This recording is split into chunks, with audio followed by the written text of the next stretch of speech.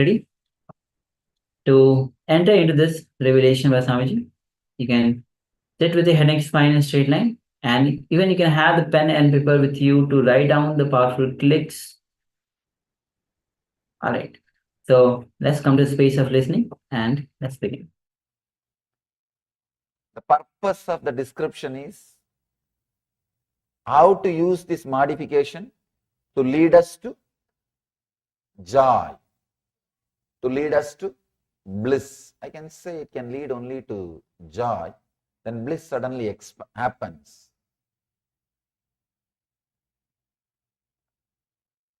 He is beautifully guiding us step by step. First, he described right knowledge, second, wrong knowledge, third, the beautiful vikalpa, imagination. Now fourth is talking about sleep. Step by step is leading us. The right knowledge, then wrong knowledge, then imagination. Deeper than imagination, there is something. That is what is sleep. This is also a modification which can lead to pain or anguish, pain or joy. Sleep.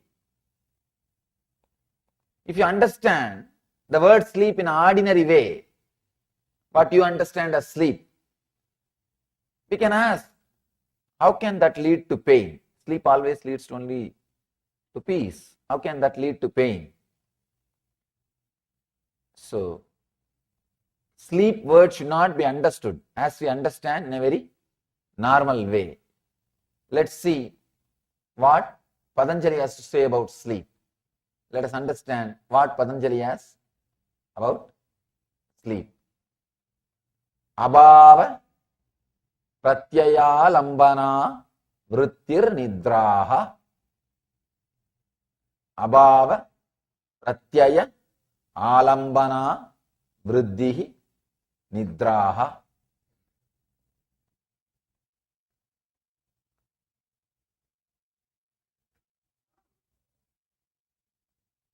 When I read each sutra,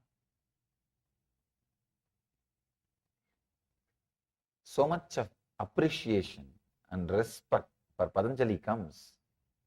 Even this sutra, if you have a little Sanskrit background, you can see, you can understand. Right words, not one word extra. Right words is connecting.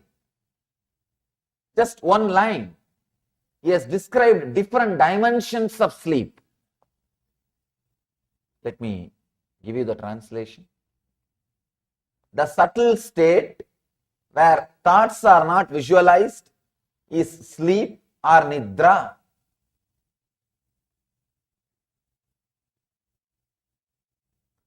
Abhava pratyaya alambana vriddhi nidraha.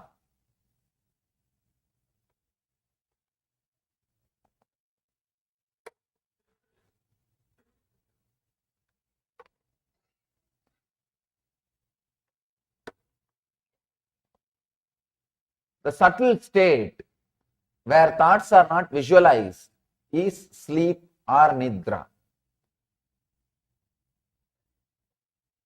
The moment I translate, I can very clearly feel I am able to translate only one dimension of that sutra. That sutra can be translated from different dimensions. Here I have a beautiful book by a research scholar, Salvatore. He has beautifully created a book giving 12 different translations. I wanted to give a credit for his great work. 12 different translations. When I see all the 12 different translations, I can say very clearly, each one of them are approaching Patanjali from different level of consciousness and different angle. I'll try to give you the deeper truths, what Patanjali is trying to express. what Patanjali wants to say about sleep. One important thing,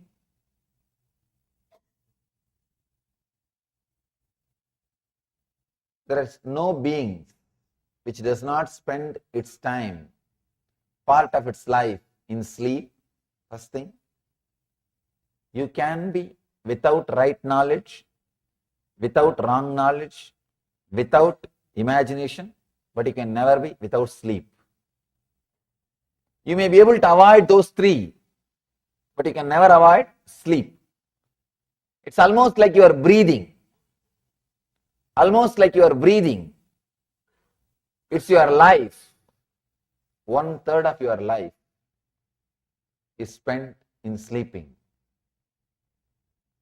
If you understand the Patanjali's views about sleeping and ability to use that knowledge in your day-to-day life, I can say the whole quality of your life can be transformed. Every single sutra is a complete technique by itself. That is why I have to give so much of introduction to every single sutra. If you are coming every day, you can understand at least 10 minutes I spent in introducing Patanjali and every single sutra. Because every single sutra is a complete technique by itself. I can say every single sutra can create one religion. It has created. There are some religions which work only on sleep. One sect of Buddhism, they don't teach you anything else except the ideas, concepts about sleep. They help you to work on sleep, that's all. In daytime, whatever you do, you can do. Daytime, anything you can do, you can do. They say that let's do all the spiritual practices and take exercises for spiritual growth during sleep and use the daytime for some other purpose. I think that will be really a wonderful thing. I saw the other day one advertisement. Let you earn more and more money during your sleep and keep your days to spend with your loved ones. One financial firm advertisement. Anyhow, this Buddhist tradition helps you only how to work on your consciousness during sleep. Of course, source is Patanjali. You can imagine how great that Chidambaram would have been. Chidambaram is a place where he was born, lived and taught, ran his university. He was having a great traditional university, and still his community which he created is called Dikshidars. He is the founder of that community. Still that community is alive.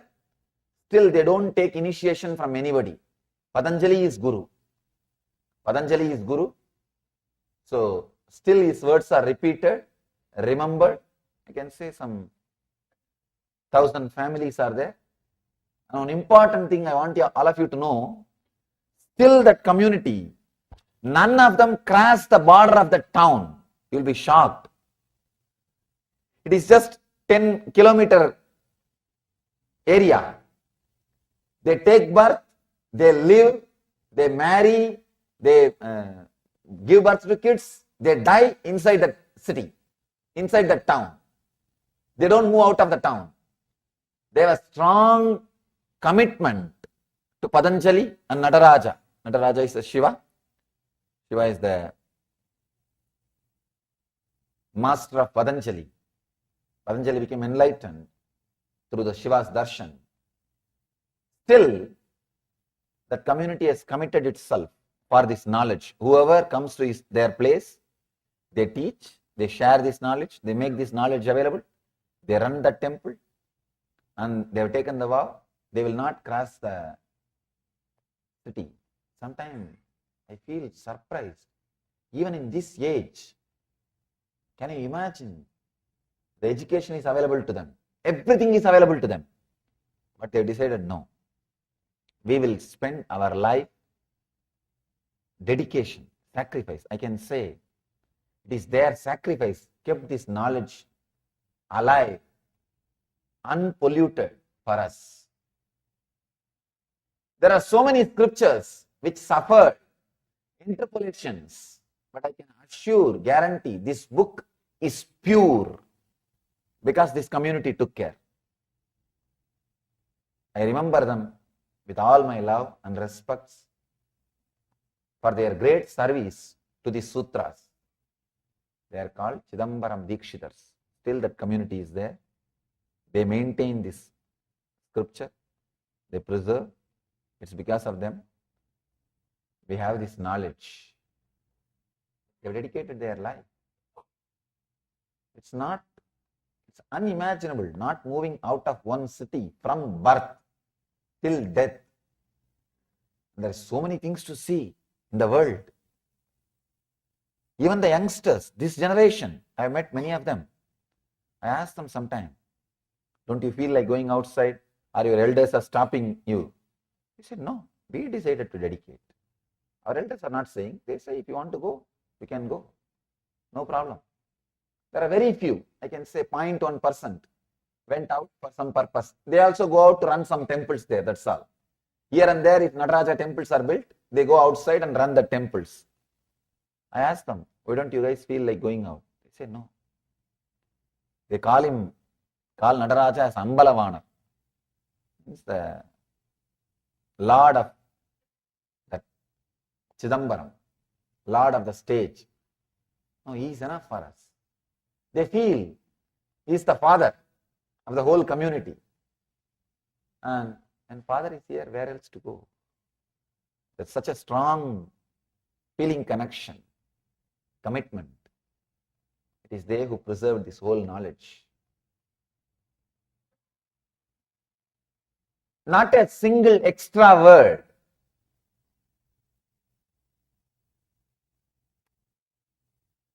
Abhava, pratyaya, alambana, vriddhir, nidraha. The subtle state where thoughts are not visualized is sleep or nidra. He is not only talking about the sleep which you experience in the night. You lie down, there is no dream, there is no thought. Early morning you wake up, you know only that sleep. We remember only about that sleep. He is not talking only about that sleep. That is also one kind of sleep you go through.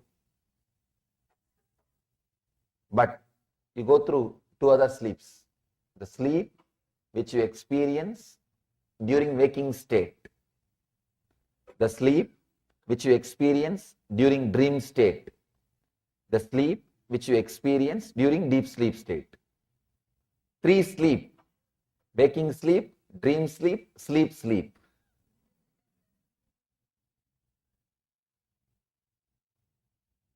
Waking time also we experience sleep. You can see many times. You would have started the car, driven to office, half an hour drive.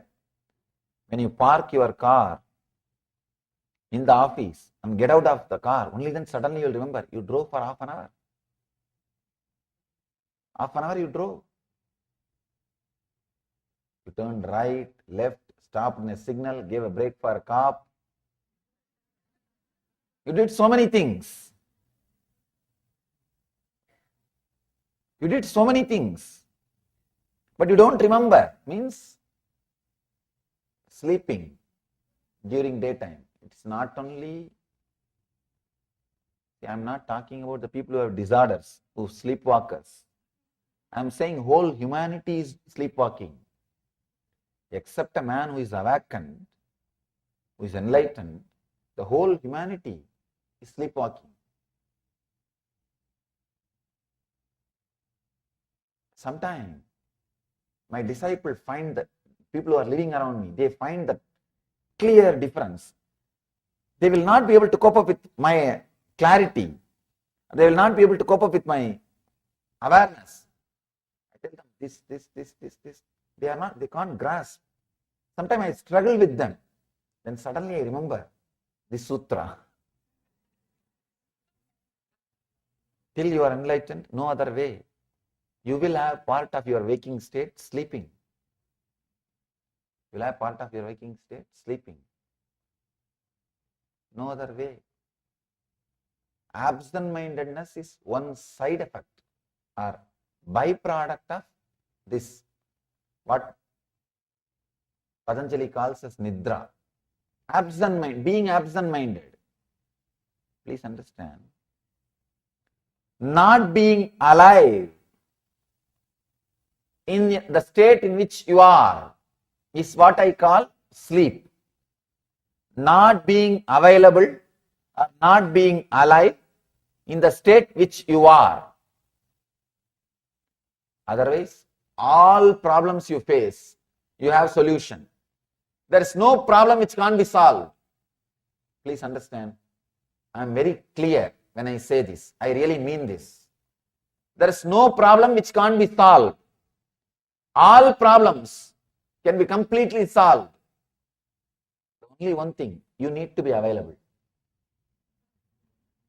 You need to be available there. All problems are created when you are not available. When you are not available, you mess up the whole thing. It's absent-mindedness.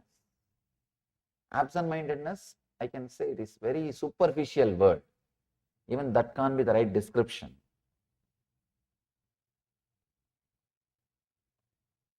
You are there, but you are not there. You are there, but you are not there. Many times you can see, especially when you are watching TV, when you are reading a book, suddenly for a few minutes gap. Suddenly few minutes gap. It's as if the past has happened. As if the past has happened. And you, at least with the book, you wake up and you can go back. That is why still no media is able to outdate books. See, no media is able to outdate books. So many medias have come where you need only less effort to learn. Lesser effort than reading a book. TV, so many medias have come. But book, you can't outdate a book because people always, they know in between they will have a rest. They will have past. If they have past, they can go back if it is a book. That is why people believe, trust, rely books more than any other source. Absent-mindedness. Suddenly you are absent. You are not there. Suddenly you are not there. See, your body is moving, you are walking, you are talking, you are going, you are doing this, you are doing that. It is showing all the medical symptoms of you being alive. Clinically, you are alive. Medically, you are alive. But you are not there. The reflection of consciousness is not there. Body is a mirror which has ability to reflect the superconscious state. The sun is a superconsciousness. Human body is the only body which is polished and directed towards that sun. The reflection is what we call soul, individual soul. All other bodies, they may be alive, but they are not that sharp. They are not that polished. They are not that sophisticated that it can reflect that pure consciousness, that sun. The reflection of sun itself cannot happen. That is why human body is so highly respected in the Vedic tradition. Even the devas, the angels, demigods, even if they want enlightenment, they have to take a human body. Please understand, you are in a blessed zone because the possibility is there for you. If somebody dies after having human body without becoming enlightened, that is the ultimate stupidity he can do. Sorry for the strong word. I am not saying, Shankara says.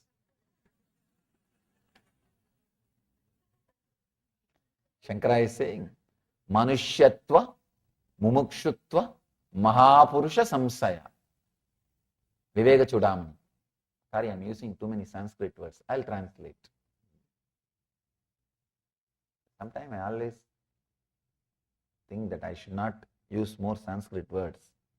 But without the Sanskrit words, that original words, the much juice is lost. Sometimes I feel if I have translated only one dimension, at least if I utter the Sanskrit word, people who knows the Sanskrit, let them understand from other dimensions also. That is actually, if I just speak in English without giving that original words, I may not express all the dimensions expressed by that word. So if I utter the word, at least for the sake of record, next generation who are listening, they may understand in a deeper dimensions, which I did not express verbally. That's the reason I never miss or I never forget to add that original words also. Manushyatva means human body. It's not even saying human body, humanness. There's a big difference. He's not saying Manushya Sarira, Manushyatva, humanness. Mumukshutva, seeking beyond, seeking the truth, seeking the ultimate. Mahapurusha Samsaya means nearness of an enlightened one, nearness of a person who has achieved. After achieving all these three, please understand, all of you have all these three. That is why you are here. The moment, of course, Manushyatva, no doubt, you all, at least I don't have doubt. Mumukshutva, the moment you decided to get into your car and drive in this LA traffic and come and sit here, you have Mumukshutva. You have Mumukshutva. There is no other reason. Why should you come here? You don't come here to see this throne. You don't come here to do anything else. You don't come here to see these or that things. The moment you decide to come here, what is the pull? Pull is, let me go and see what he says today. Yesterday somebody was telling, the moment I wake up early morning, Swamiji, all I think is, why still it is not become 7 o'clock in the evening? I'm just waiting. Sometime I even change my clock. But what to do? Changing my clock won't work. In this country, they change clocks. First time I was surprised when I said that, when I heard 1 hour, move it this side. I said, how can time move? Because in India, we never heard this concept of time moving. And still I have a problem when I travel from zone to zone inside this country. Because in India, from Kashmir to Kanyakumari, same time. From Calcutta to Allahabad, same time.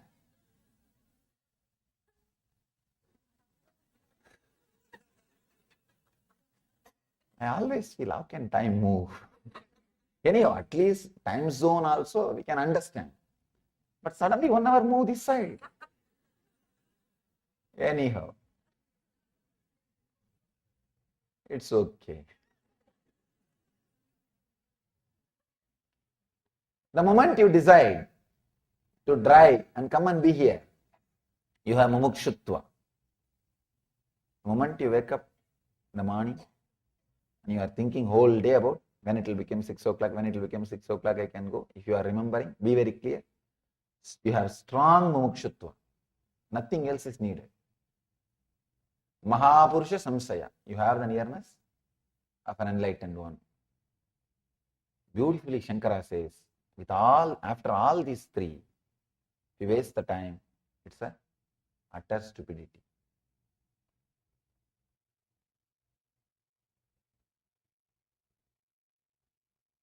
Again, the whole thing boils down to this one sutra. If you ask me the question, how can I use? I have all these three, how can I use? Whole thing boils down to this one sutra: be available, don't be in nidra. This, avoid day sleeping, at least when you are with the master. Avoid day sleeping, at least when you are with the master.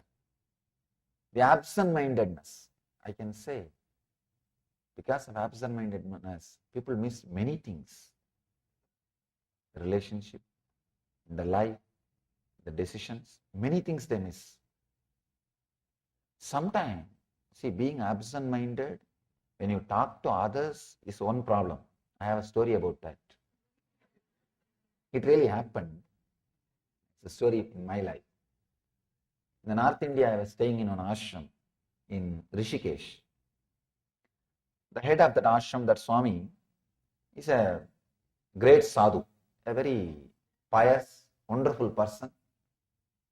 Not only he will meditate and do tapas and study, he will do social service also. He will go all out in the local villages. He will collect all the kids and give them food and give them shelter and education, do all services. One big problem with that sadhu is he is absent-minded. Even while you are sitting and talking, he will fall asleep. The wild thing is, with open eyes, he will fall asleep. That's one big problem. So in the local, one government official became his devotee. He said, Swamiji, I'll take you to another one officer, my head officer, and get some 10 lakh sanction for our project, social service projects, 1 million rupee for our social service project. This Swami says, yes, we will go. Next day, both of us went.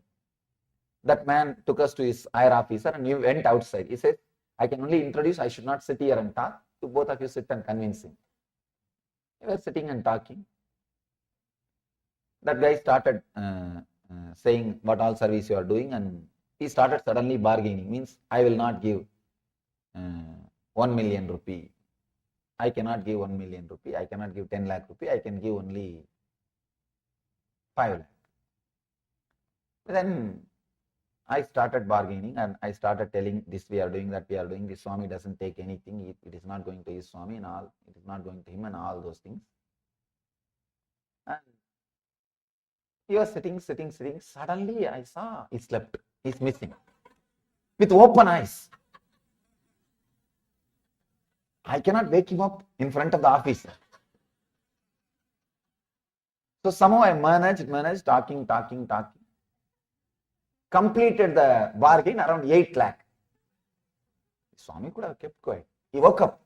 He started telling, we cannot accept below 6 lakh.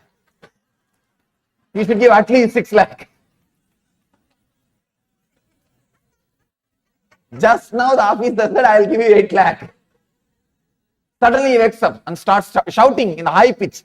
Big problem is, when you wake up, you just wanted to show that you are awake. You don't want them to think that you are asleep all this time. You just wanted to do something to prove that your identity, you are available. This guy suddenly woke up and started shouting, no, at least 6 lakh you should give. You cannot stop with 5 lakh.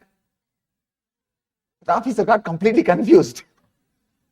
What happened just now? I agreed for 8 lakh. Absent-mindedness, big problem. Absent-mindedness during talking with others or your activity, you will lose outer world.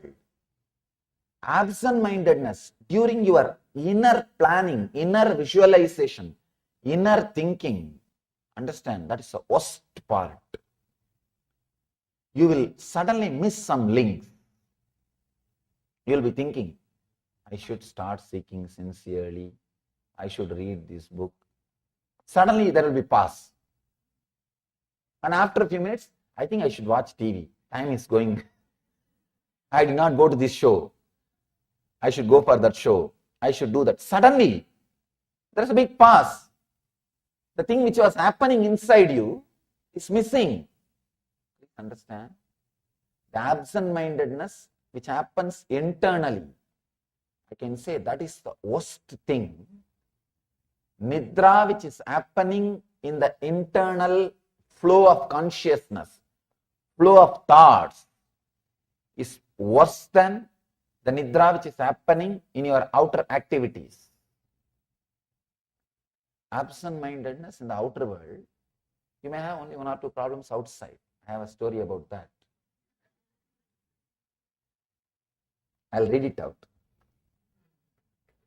Because sometimes with my accent, people miss the punchline. The big problem is when they miss the punchline, they ask the next person. It looks very foolish. Then I have to elaborate on a joke. If a joke has to be elaborated, that is the worst joke. The joke needs to be elaborated. Something is seriously wrong with the joke or the person who told, or the person who heard. An absent-minded professor was moving to a new house. Further along the same street, his wife knew that he was prone to forgetting things. So she wrote down the new address on a piece of paper before he went to college. She handed him the paper and the key to the new house and reminded him not to go back to the same old address. That morning, one of his students asked him a complex question, and the professor wrote the answer down on the back of the slip of that same paper. Student asked whether he could keep the same paper.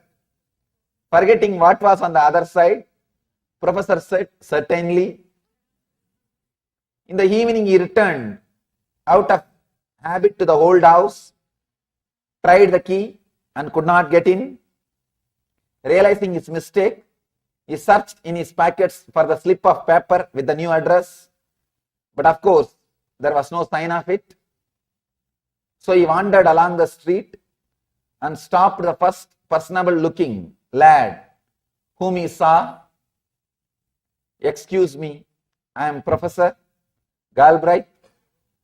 You would not happen to know where I live, would you? That guy replied, sure dad, I know.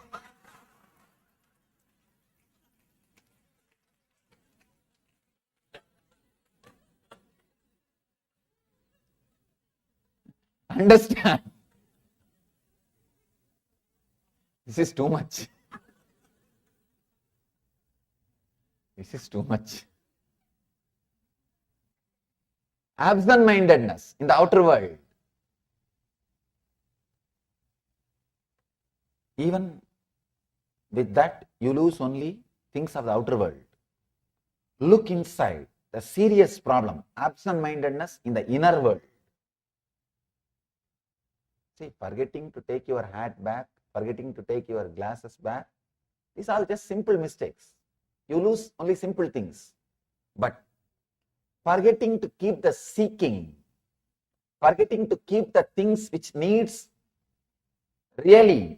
you really need in your life, that is where you lose too many big things. In the mind, many times, I've seen, whenever I come, a big group gathers and they are all inspired terribly about the seeking. And they pick up all DVDs, all books, all cassettes. It will be lying down in the cupboard till I come back again.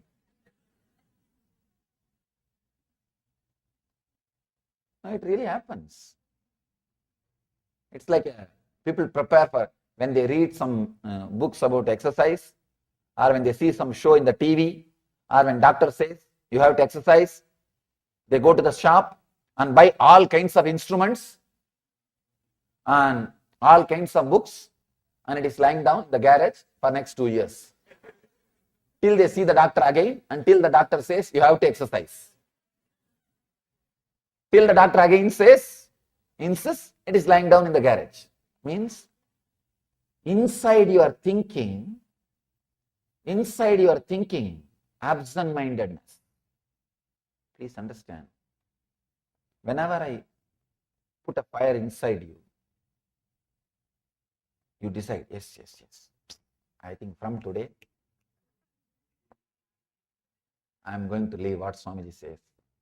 I think I wasted too much of time. You create all kinds of vows, all kinds of ideas, all kinds of thoughts. By the time you reach your house, that mental setup slowly, it's not there. The break inside your thinking system, you slept. The absent-mindedness, that nidra has happened in your energy flow, in your thought flow. See, just the sleep which you go through in the night time is no way going to lead you to anguish, pain. I can say it's a power, it's an energy. You go back to the state, you go back to the source from which you created this body. See, this body was created when your mother was fast asleep.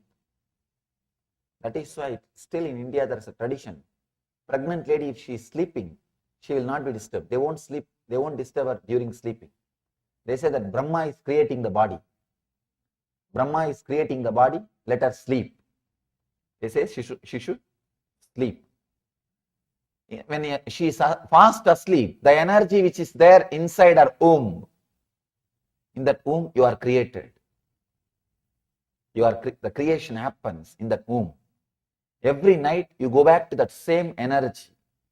See, all your bed, pillow, everything is trying to create the same energy, same space, same mood of the womb. You can see even the sleeping posture, how you sleep. The same posture, how a baby is in the womb. Just go back to that same posture, you will fall asleep within few seconds. All the bed, everything is trying to recreate the same ambience, same experience which you had in the womb. You go back to the same energy and recreate your body and come back to live. That sleep no way will lead you to pain or anguish. But the sleep which you experience during the thought flow or the action flow, during the thought flow or the action flow. See, if you experience the sleep during the action flow, you will miss things of the outer world. If you experience the sleep during the thought flow, you will miss too many things of the inner world. You can see very clearly. How many times you take how many vows? What happens to all that? What happens to all that? After all, your mind, you took the vow. The other day, somebody came and told me, Swamiji, in last 2 months, 20 times I quit smoking. Means what? 19 times you started again. What happens to your vows? What happens to your integrity? It is not that you want to break it. If you want to break it, it's perfectly all right. You have freedom. It's your choice. But something else is happening. Understand? Something else is happening. The sleep, a kind of a sleep is happening in your thought flow itself. In your very thought flow, sleep is happening.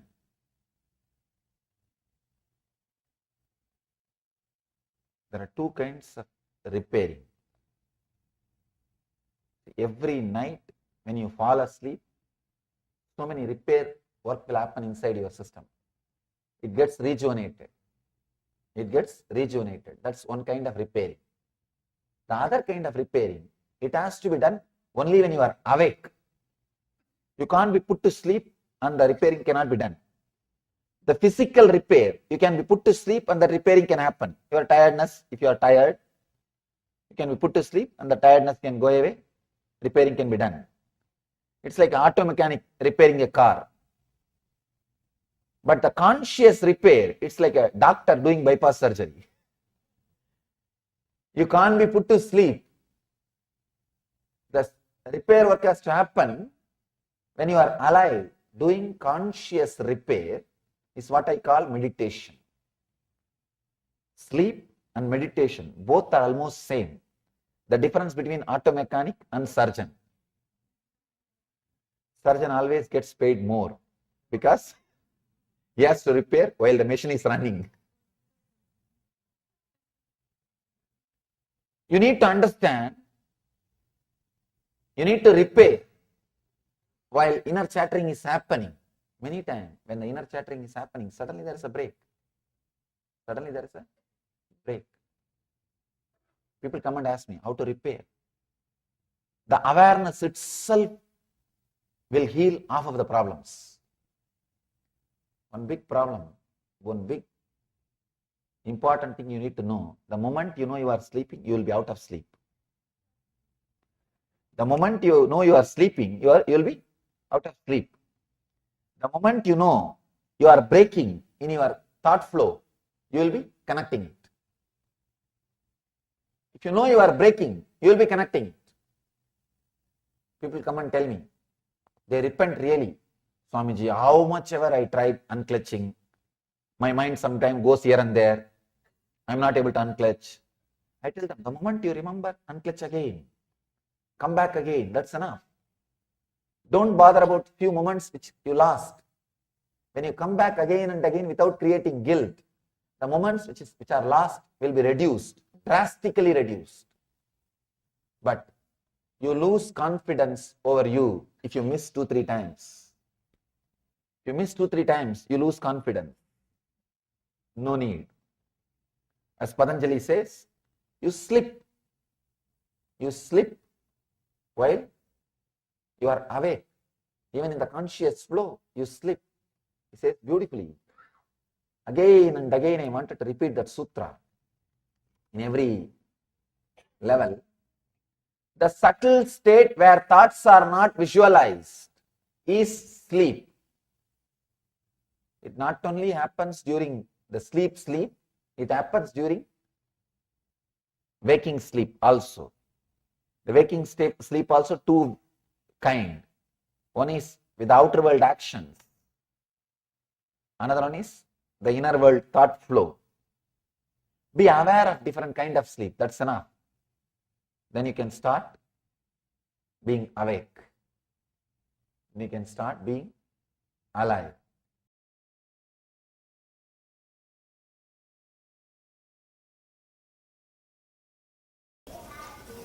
This is the continuity of last sutras.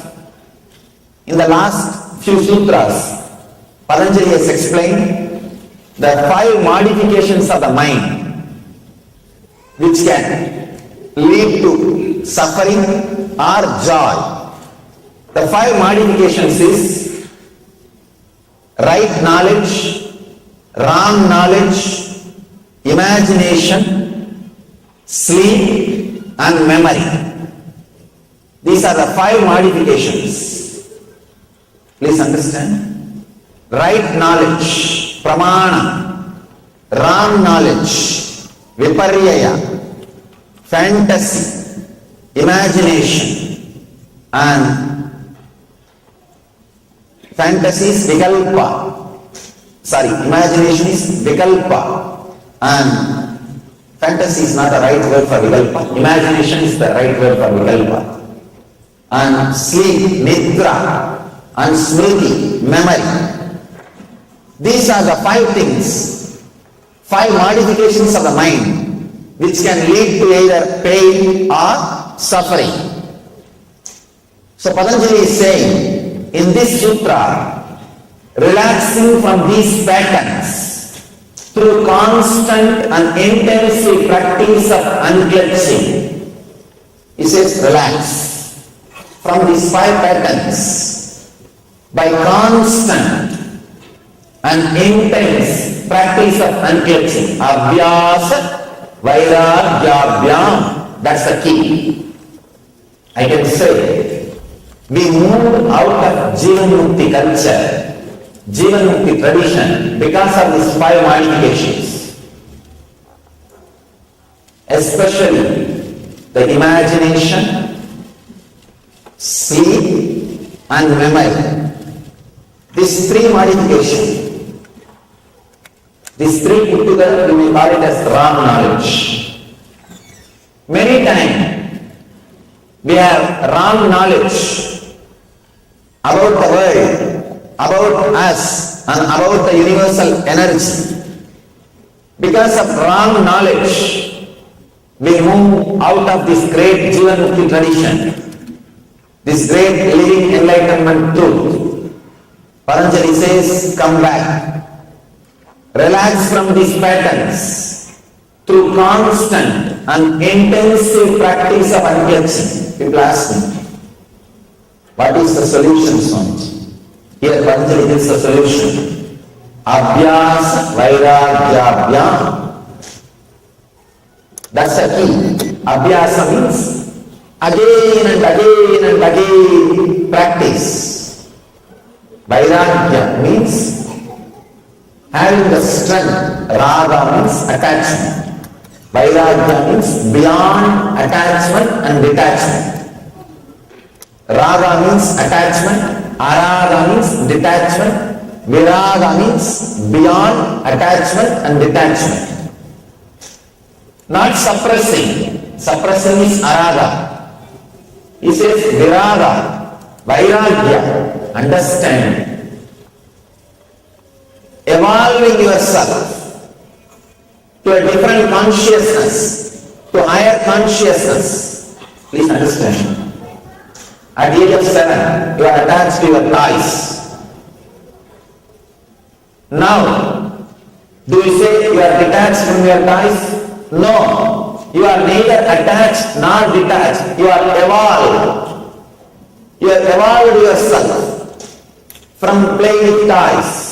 Now you don't say, oh, it's so difficult for me to pronounce my toys. No. You don't say, it's very difficult, I have to suppress myself, control myself, and throw toys, hide it, I have to escape to the country where toys are not sold. No. You just evolve yourself to higher plane, to higher consciousness. You evolve. So, vairagya with the toys happen. Same way, raise yourself to the higher consciousness by constant practice, constantly remembering, constantly living these great truths, this great tradition, these great ideas. I can say the ultimate technique for achieving the truth is intensity. That is what Patanjali is saying here. Be intense. Remember, all the good things happened in your life is because you are living the Jivanmukti tradition. All the bad things happen in our life is because we moved in few places away from the tradition. Remember this. Intensify. Intensify. Abhyasa and Vairagya. As Patanjali says, come back, come back, come back through constant remembrance. People come and tell me, Swamiji, I am not able to meditate. I ask them, how many times you tried? 3 times I sat for 5 minutes.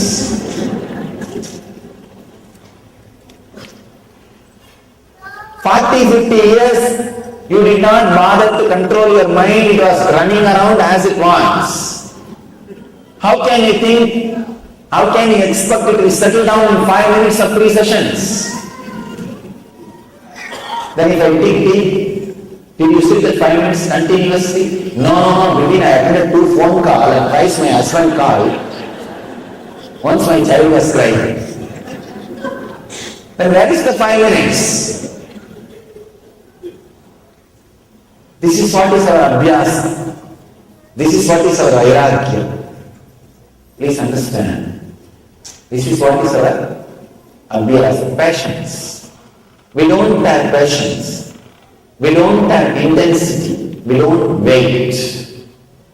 We don't wait and attend the whole thing. We don't wait and imbibe the whole thing. Small story about the passions.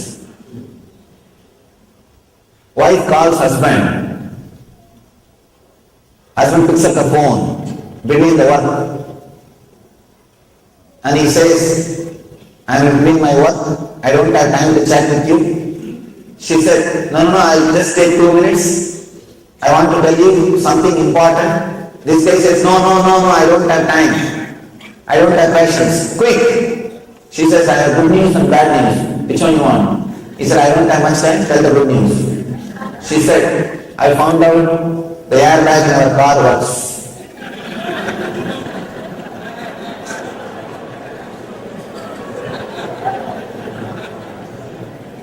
Understand?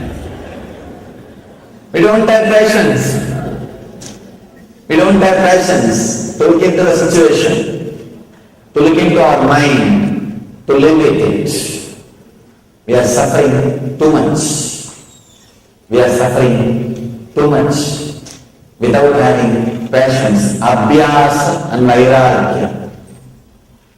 Without having that abhyasa and vairagya, we are suffering too much and unable to look into the truth, unable to see into the truth. This great word, abhyasa and vairagya, you can say, this is the essence of all spiritual practice, all rituals, all traditions, all the things we do is just to cultivate abhyasa and vairagya, intensity and patience.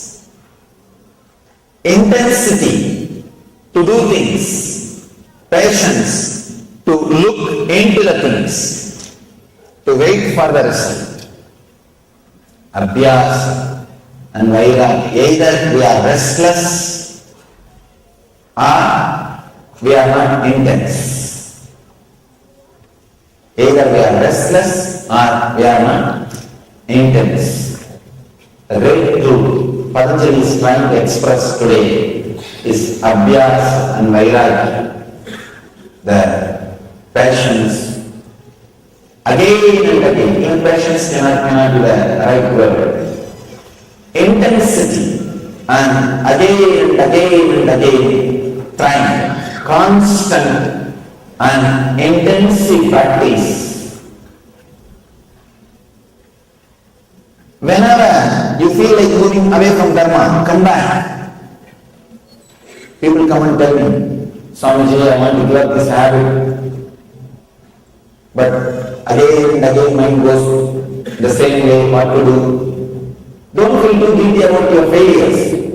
Feel, at least few times, you are successful. Somebody came and complained to me. Somebody 10 times I fell. I said, don't bother. 11 times you stood up. That is why 10 times you fell. Remember, 11 times you stood up again. So remember and encourage yourself that so many times you are successful. So many times you are successful. Encourage yourself. Create the intensity. Create the constant practice. The abhyasa and vairagya. Let this become part of you. Whenever you move out of Dharma, out of the Jivanmukti life, come back. Come back. Again and again and again.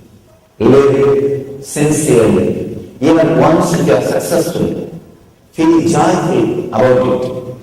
Feel blissful about it. Enjoy. Celebrate your success. You will see. You will feel again and again like coming back and living this great tradition. Whenever you are successful in following the tradition, celebrate. Whenever you are failure, bring yourself back again. Constantly, intensely practice the Dharma by unclenching from the wrong mental setup. Mental setup of imagination, mental setup of sleep, not only the sleep in the night, the day sleep, daydreaming, unclenching from all that, and memory, the wrong memory. Actually, right memory can lead you to bliss, but wrong memory can lead you to pain. The right memory means remembering to unclench can lead you to bliss. Wrong memory means constantly remembering the painful, suffering, suffocating things in the life. All these five, right knowledge, wrong knowledge, imagination, sleep, memory, all these five can either lead to pain or joy. So use all the five to go to the joy, to reach the bliss by constantly, intensely practicing unclutching from all these five modifications. Practice continuously unclutching. Let me describe this unclutching. This is the ultimate technique from our Vedic tradition. Whenever a thought comes, don't give meaning to it. Just remember to come back to the source from which the thoughts are coming. Relax into the silence from which the thoughts are arising. This is the ultimate meditation technique also. I have explained in many discourses, like we unclutch, many programs, this unclutching technique. It's available even in YouTube. If you spend a little time and study this technique and practice, it will really lead you to deep peace and bliss. You will live Vedic tradition. Please understand, unless you yourself internalize our tradition, live the joy of our living enlightenment, Jivan Mukti, you cannot hold on to tradition, you cannot pass it on to the next generation. All the parents come to me and say, Swamiji, please give me some way, I should be able to teach this tradition to my next generation. I tell them, first you internalize. The big problem is we don't believe and we expect our next generation to believe. Our next generation is more intelligent than us, what to do? They are ready to do only things which you do, not what you say. If they see you are joyful, internalizing this tradition, you are living Jivan Mukti life, they will naturally take up. The other day, one boy, 14-year-old boy was brought to me by the mother. The mother's complaint is, Swamiji, please tell him to listen what I am saying. First problem, I told God, how to tell. Anyhow, I told slowly, why don't you tell by yourself? She said, no, you have to tell. Finally, I asked the boy, why don't you listen to your mother? To see, I am listening.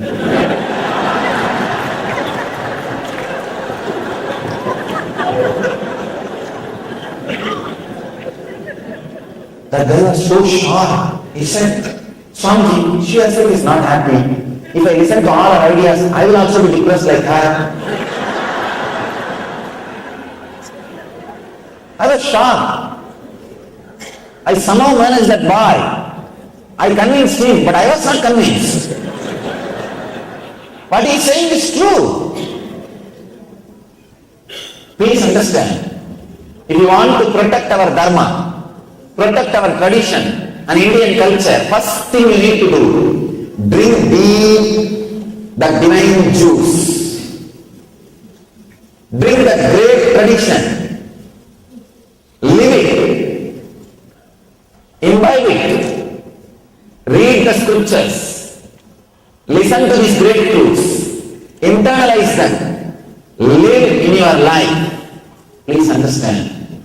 There are hundreds, not even hundreds, thousands of rich Indians come to me and they say, Swamiji, please tell me, somehow we want to keep the tradition alive for our next generation. The other day, one devotee went to one temple not our temple, to one temple.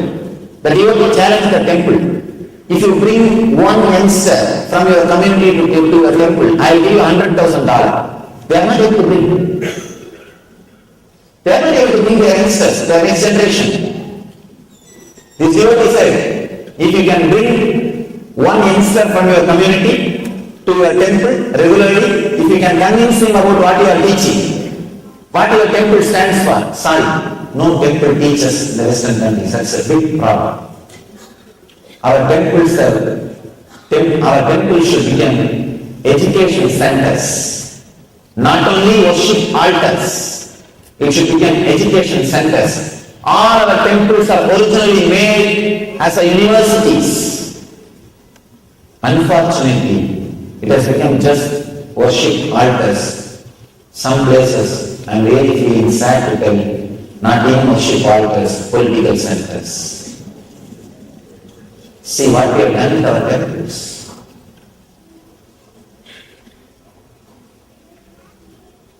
Hundreds of rich Indians they come to me. Swamiji, please tell us some way how to transmit this tradition to them, how to give the family values to them, what to do. I tell them, come on, it is time. You internalize.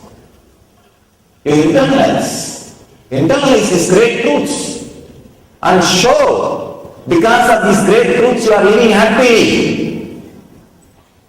The Vedic identity, the Vedic inner software as a utility value, prove it in your life. Only then they are going to take up, not otherwise. Hundreds of youngsters come to our temple. I ask them, why do you guys you come here and you don't want to go to some temple or you don't want to do other traditions, but why are you here around me? They say, Swamiji, many places we are put up by seeing the politics. The moment they see the politics, they lose respect for our tradition. The whole respect is lost. Please understand, all we need is be internalizing these great truths. Run the temple for God, not for our pride. Run the temple to hold on to this tradition. Run the temples as an education centers. Run the temple to spread these great truths. When we internalize, we ourselves feel enriched, empowered, enjoying, radiating these great truths. This living enlightenment, this Jivan Mukti, our next generation will be inspired. Your whole society with which you are living will be inspired. You will also feel like supporting this Dharma. Please understand, I have seen thousands of people trying to protect the Dharma without using it. Slowly, they lose the interest to protect or it becomes political power game. It becomes power game. Only if you yourself imbibe by practicing, if you yourself become a meditator, you yourself live these values, only then you will have constant inspiration to protect this Dharma, protect this tradition and share it with the next generation. I invite all the sanghas, organizations which are interested, which are working to protect Dharma through various ways. I invite them first experience it. Only then you will have constant inspiration to protect it. Only then you will understand why you should protect. What you are protecting or what you want to protect. Only then you will have inspiration to share it, to transmit it to the next generation. So, you yourself practice little meditation, practice little yoga. One sad part I saw, yoga is accepted so much all over the world. Patanjali is the greatest spiritual master. One sad part, we ourselves don't practice. We think, oh, it's Indian, we know it. Because it's Indian, we know it. We know in the engage my grandfather used to do, you will tell me to do it. It's okay, it's after all ours. Please understand, medicine may be yours, it may be in your bed, in the bedside cupboard, but only if you take, it will have effect. You will have effect. Just like medicine lying in the cupboard is no way going to heal you or cure you. The yoga are the great traditions lying in corner of your mind, thinking, oh, it's after all mine, I know it, we know it. It's no way going to help you. Unless you live, it is not going to become part of us. So please understand, you yourself imbibe and practice, learn, let these great ideas enter you. Let you internalize these great ideas.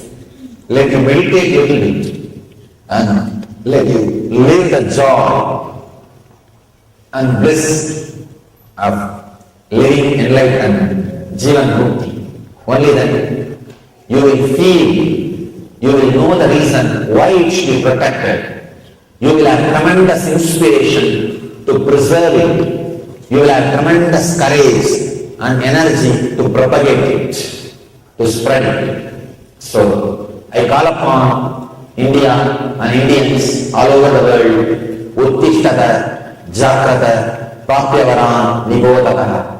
Arise, awake, stop not till the goal is reached. Goal is Jivan Mukti. Let you all live enlightenment. Let you all achieve and radiate living enlightenment, Jivan Mukti. Let you all achieve and radiate the eternal bliss, Nithyananda. Thank you.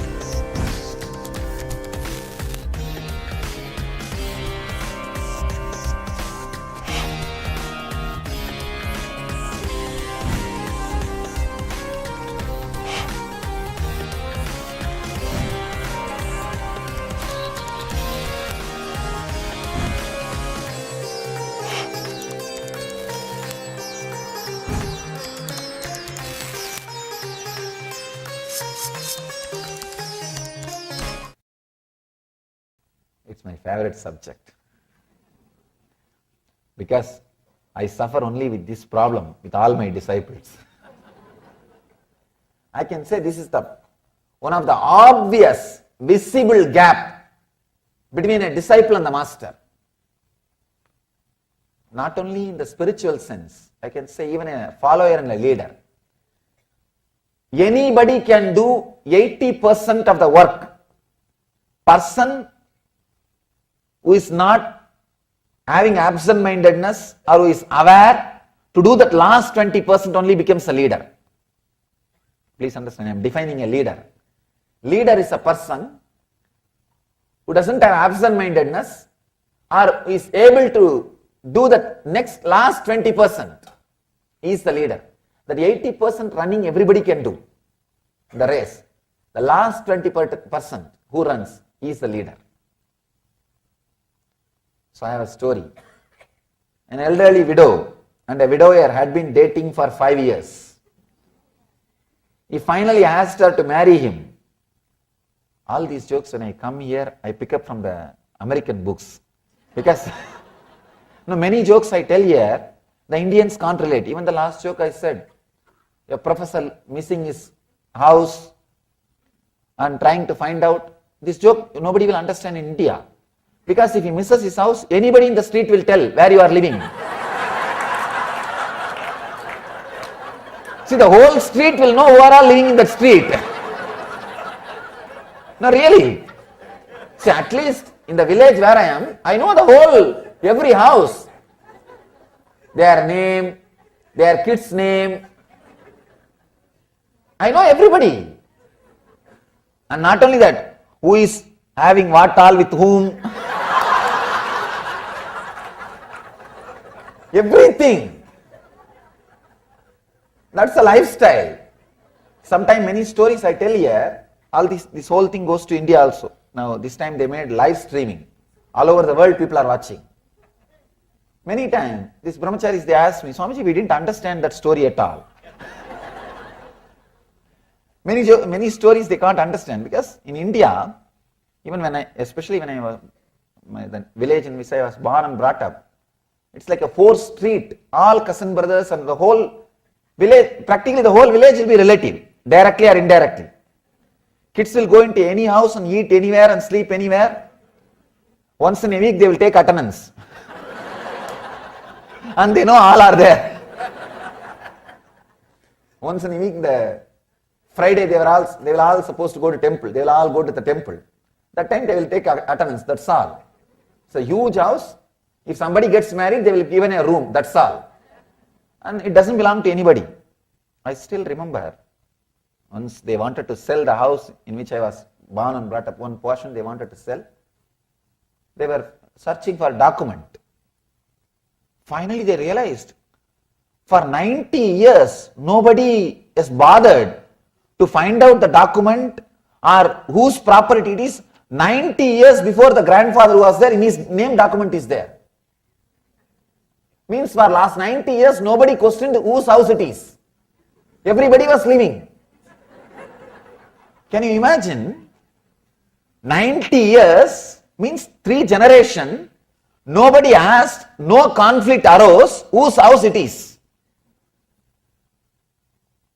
Who is the owner of the house? Nobody questioned.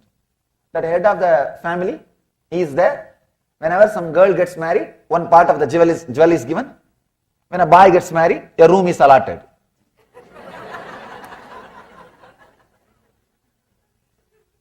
So, they can't relate for this joke. Anyhow, I don't know whether they can relate or not, you can relate. Especially elderly widow and widower dating for 5 years, they can't understand. This itself will be a joke for them. They don't need a punchline.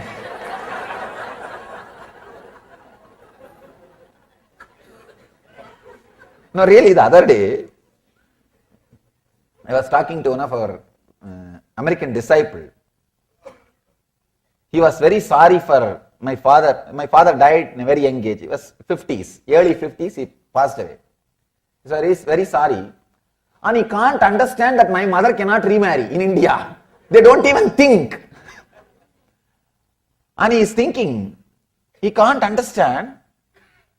He is thinking, when will your mother get the next marriage? I said, oh God, forget about this, we can't even think. Forget about this idea, it's the wildest dream. But in this, he was not able to understand, he was not able to relate. Why? Your mother must be just in her 50s, why she should not remarry? In India, of course, in the modern days, that is also less than 40 means only they think of second marriage. After 40, they don't even think. Many things. So the first line itself, they may be laughing now.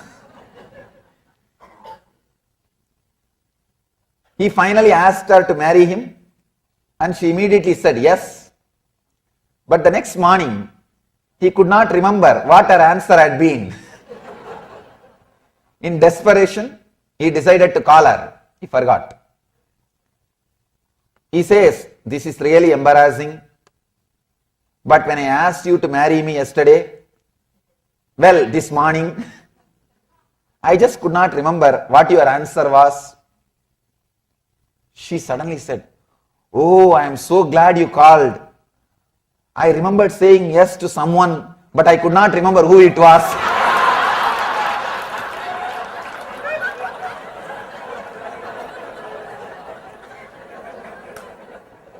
I think that would have been the ultimate marriage.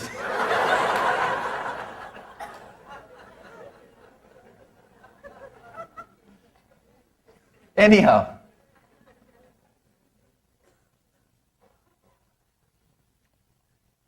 different levels of absent-mindedness.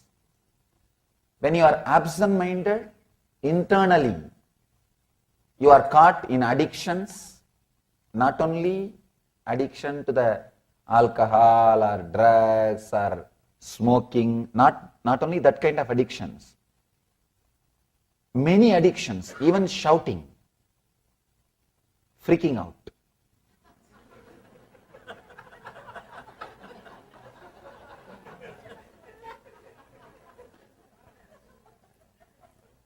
You can see your whole life.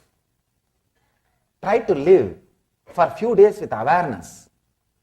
You will be walking in the same way inside your house. You will be sitting in a same sofa. Many times inside the house they share the sofas. This is for you, this is for me mentally. They sit in the same sofas almost. And when you come down in the same way. Sometimes even for 6 months you don't use many parts of your house. Many parts of your house, for 6 months you don't even use. I describe aparigraha. Aparigraha means living with minimum things. Whatever you have not used for last 6 months, donate it to some charity. Give it away. Somebody came and said, Swamiji, will they take my brain?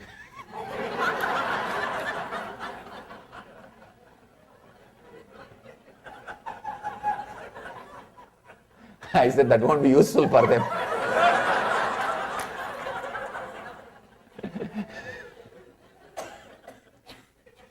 Whatever you don't use, you have not used for 6 months, give it away. In that case, many part of your house, you have to give it away. Don't use means absent-mindedness. Forget about parts of your house, even parts of your body. No, really. You don't feel you are alive inside your body completely. It's all lying there because you cannot disconnect it. Because it is all already connected, it is coming with you wherever you are going. Otherwise, you yourself are not aware. Many times, you are not aware of your hands. You are not aware of your legs. It is there. Because it is there, it is there. You are breathing. You are not aware. Your digestion. People come and ask me many times about diet. I tell them, you are eating, you are digesting, you are asking about me about your diet. What is going on? I can't understand the concept of asking about your diet to somebody. When I tell them, they say, what is this, Swamiji? That is the way. You only have to suggest about diet. Means what? You are not even aware of your digestion. Be aware for next 10 days when you eat particular things. Be aware how you feel in the stomach, how you feel with the whole process of digestion, cleaning. You can very clearly decide which one makes you feel comfortable, with which you are happy, which one makes you feel relaxed. That's all. You say, no, how can this be so simple? Alright, it is that simple, that's all. Many times, I feel there's a big gap between me and the others. Now, when I say these things, people say, no. It is this, Swamiji. That is the way. You only have to suggest about diet. Means what? You are not even aware of your digestion. Be aware for next 10 days when you eat particular things. Be aware how you feel in the stomach, how you feel with the whole process of digestion, cleaning. You can very clearly decide which one makes you feel comfortable, with which you are happy, which one makes you feel relaxed. That's all.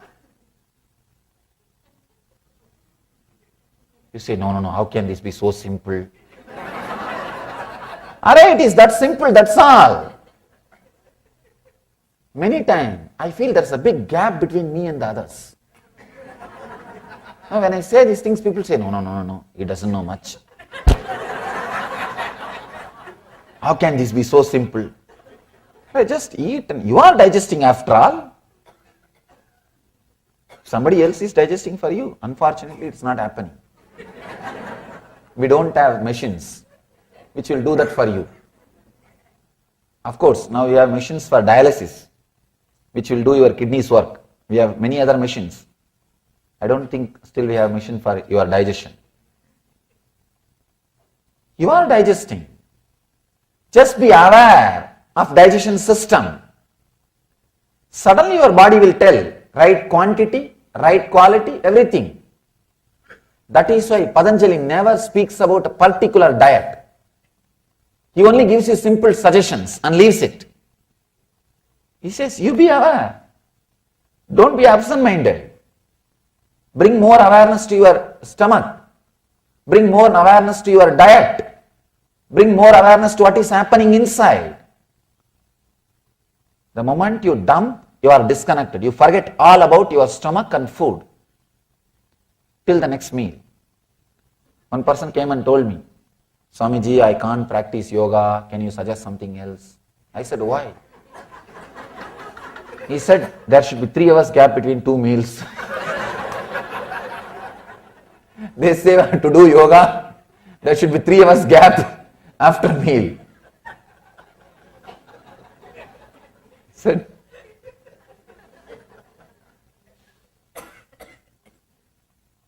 then he asked me, he said, 3 hours after the end of the meal or beginning of the meal?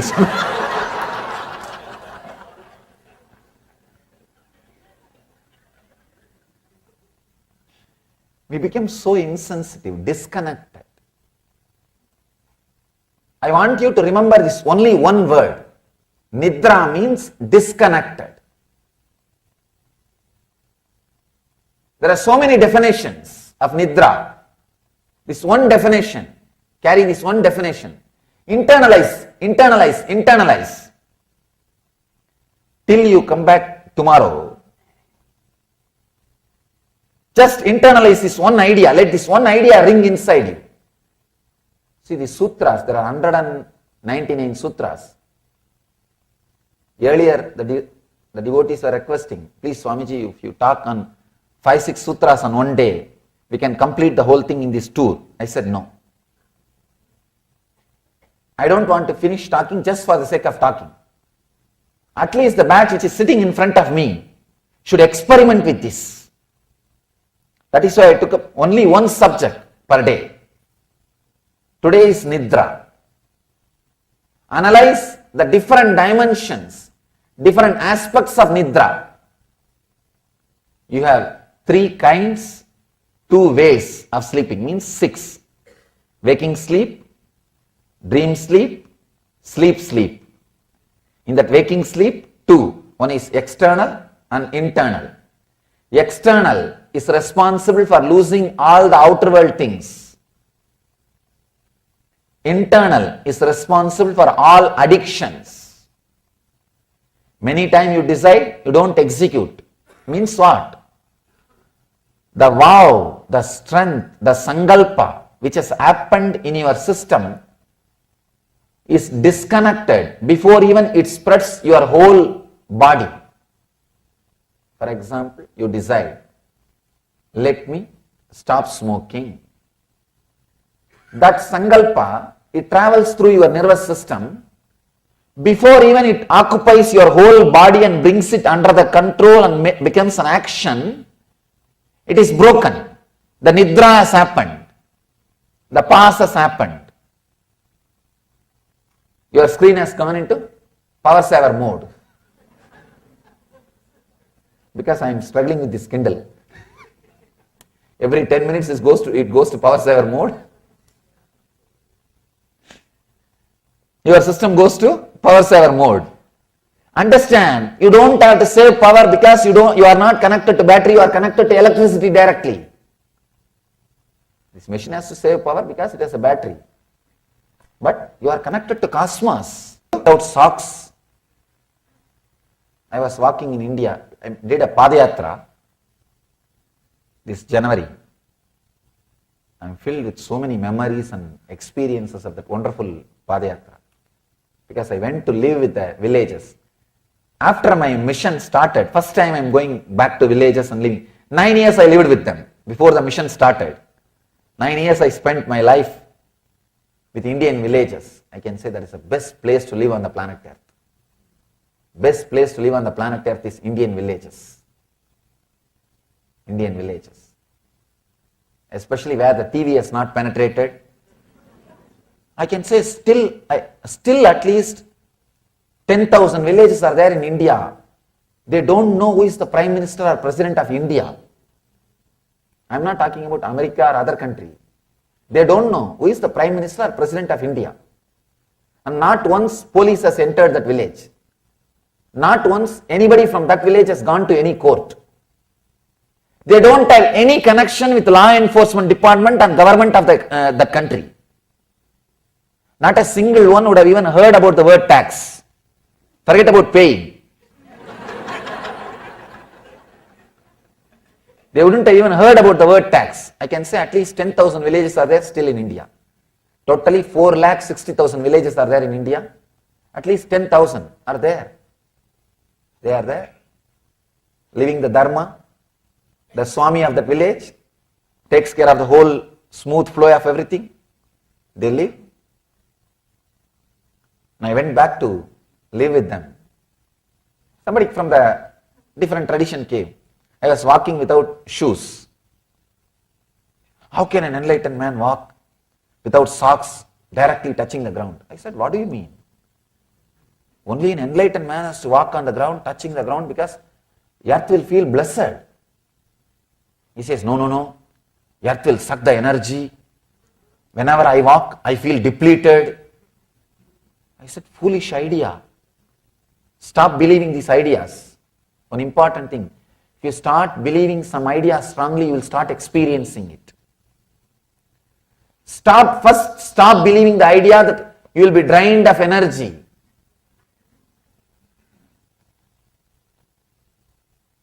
You need to forget some 10-15 words from your dictionary. I am burnt out. I am swamped with the work. Too much is in my plate.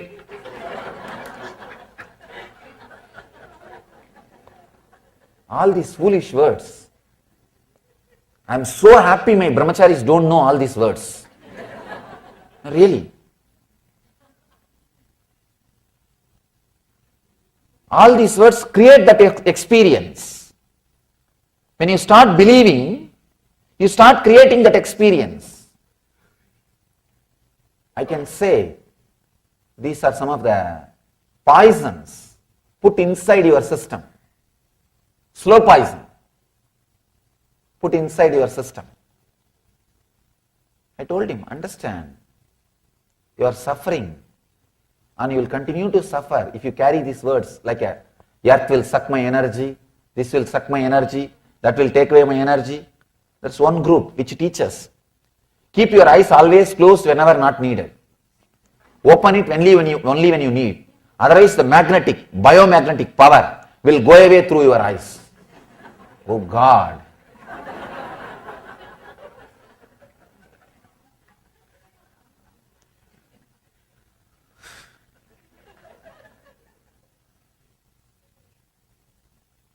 Live as intensely as possible. Existence is not here to suck from you. It is here to supply you. You need the understanding from the other side.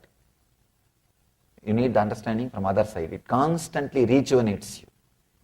It constantly rejuvenates you, refills you.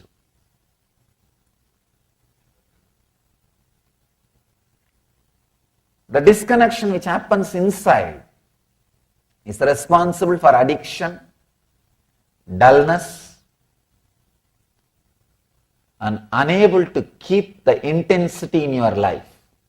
When a vow happens inside you, before even it penetrates your whole system and takes over your system, the pause has happened. The break has happened. You have gone to pause mode. Don't pass life. Don't pass your life. Remember, whenever the pause is happening, and try to be more aware. That's enough. Just be a little more intelligent. That's what I am saying, nothing else. The essence of whole thing is just be a little more intelligent. That's all. I am reminding the same idea every day in a different angle. Patanjali is also saying the same thing in a deeper and deeper ways. First he expressed about right knowledge. With right knowledge, nothing much needs to be changed. You don't have to work so much on the right knowledge. That is not a problem at all practically. Then wrong knowledge. You need to work little on it. Correct the direction. Vikalpa, imagination.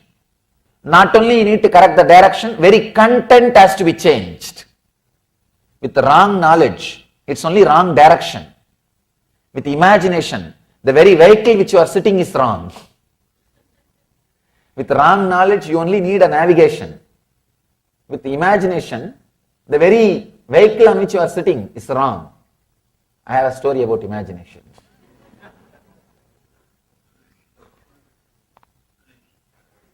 One guy brings his brother to the hospital and says, "Sir, he thinks he's a lawnmower for last 8 months. Doctor said, "Why did you bring him so late? 8 months, what did you do?" No, just yesterday my neighbor returned him back." With imagination, very content needs to be changed, not just direction. With wrong knowledge, only the direction needs to be changed. With imagination, very content needs to be changed.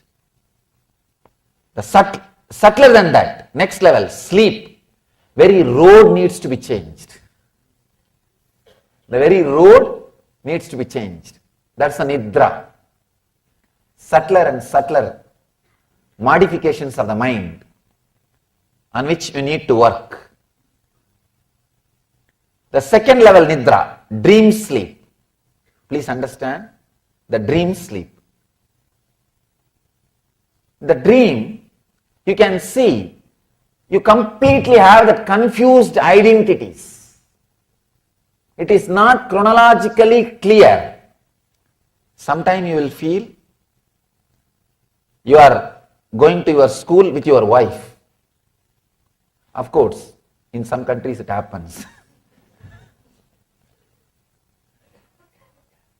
Means the mixed identity.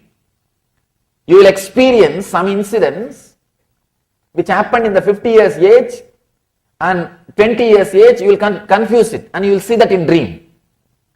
Means in the dream sleep, even in the dream you miss the continuity. Even in the dream you miss the continuity. There is one great tradition, spiritual tradition in India, worked only on dreams. Just on dreams. One tradition of Vedanta. They are called Agoris. They work only on dreams. They master dreams. Even Tibetan Buddhism. One branch of Tibetan Buddhism work on dreams. They work on dreams. They master dreams. They call it dream creation. There is a village belongs to Agori Sampradaya in Madhya Pradesh. The Agori Swamis live there. Of course, householders also live, but they all believe in the Agori tradition. Agori means compassionate, soft. Gora means wild, violent. Agori means compassionate, soft. We have a wrong understanding about Agoris. We think Agori means violent, wild. No. Gori means wild. Agori means soft, compassionate. They work on dreams. They have a tradition. If they see a dream that as if they disrespected somebody or abused somebody, in the daytime they will go to that person's house and ask for forgiveness. Please forgive me. We do the opposite way. The daytime we abuse, in the dream we may ask forgiveness. That also we may. With them, even if they disrespect somebody in the dream, they go and apologize that person. They believe the dream is an extension of waking state. If you are not daydreaming or falling asleep during your waking hours, your dream also will be continuous. You see, if you are able to maintain that continuous flow during the waking state with your awareness, in the dream state also you will be able to maintain that continuity.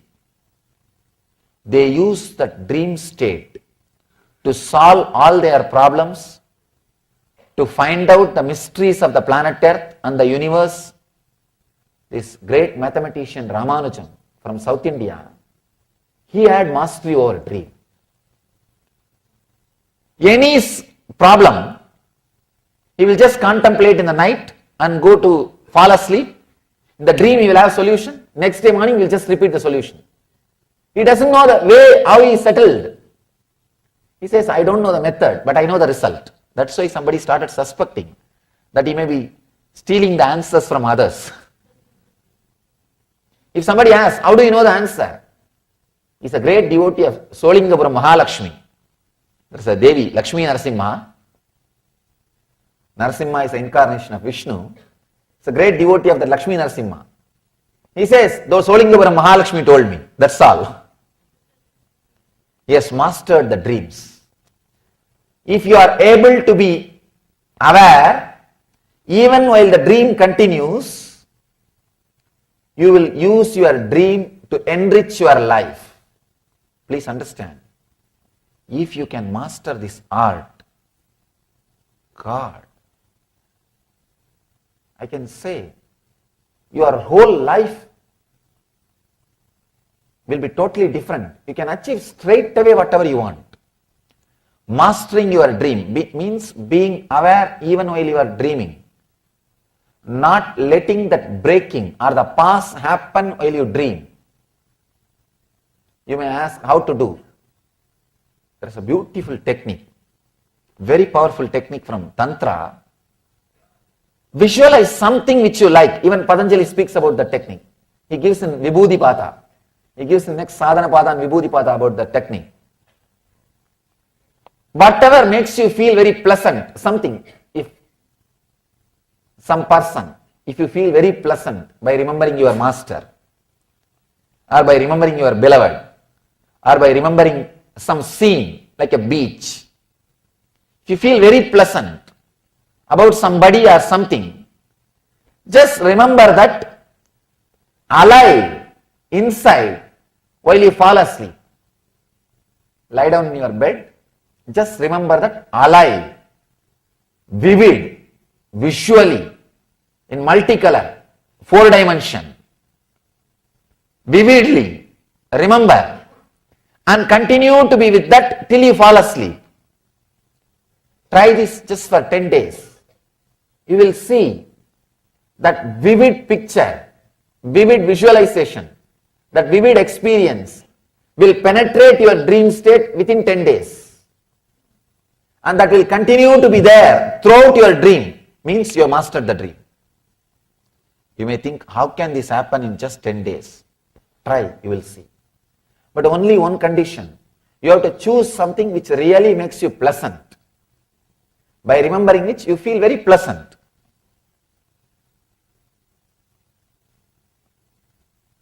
you will continue. You will not have that dream sleep. If you have this, if you master this, you will not have dream sleep. Please understand. Patanjali is talking about many mystical dimensions. He is talking about all these things to awaken those mystical dimensions in you. Life is not just all about having what you call good life. Just few cars, few houses, and a family, maybe few wives. But sometimes I really wonder how these guys are able to manage few affairs, because constantly you have to hide. No, that's a big problem. And you need to spend so much of energy. Really, the other day I was discussing with one of our disciples in Houston. That guy was telling, Swamiji, it's a big headache. Maintaining is a very big job. You need to constantly keep in touch.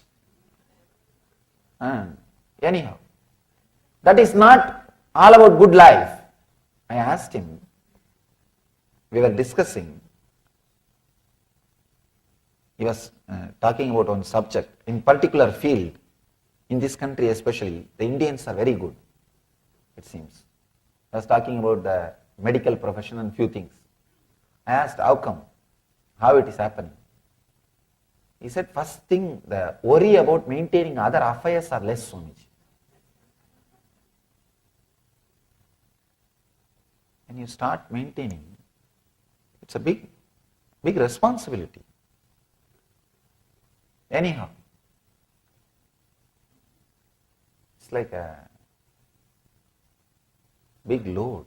I can say mental load. Patanjali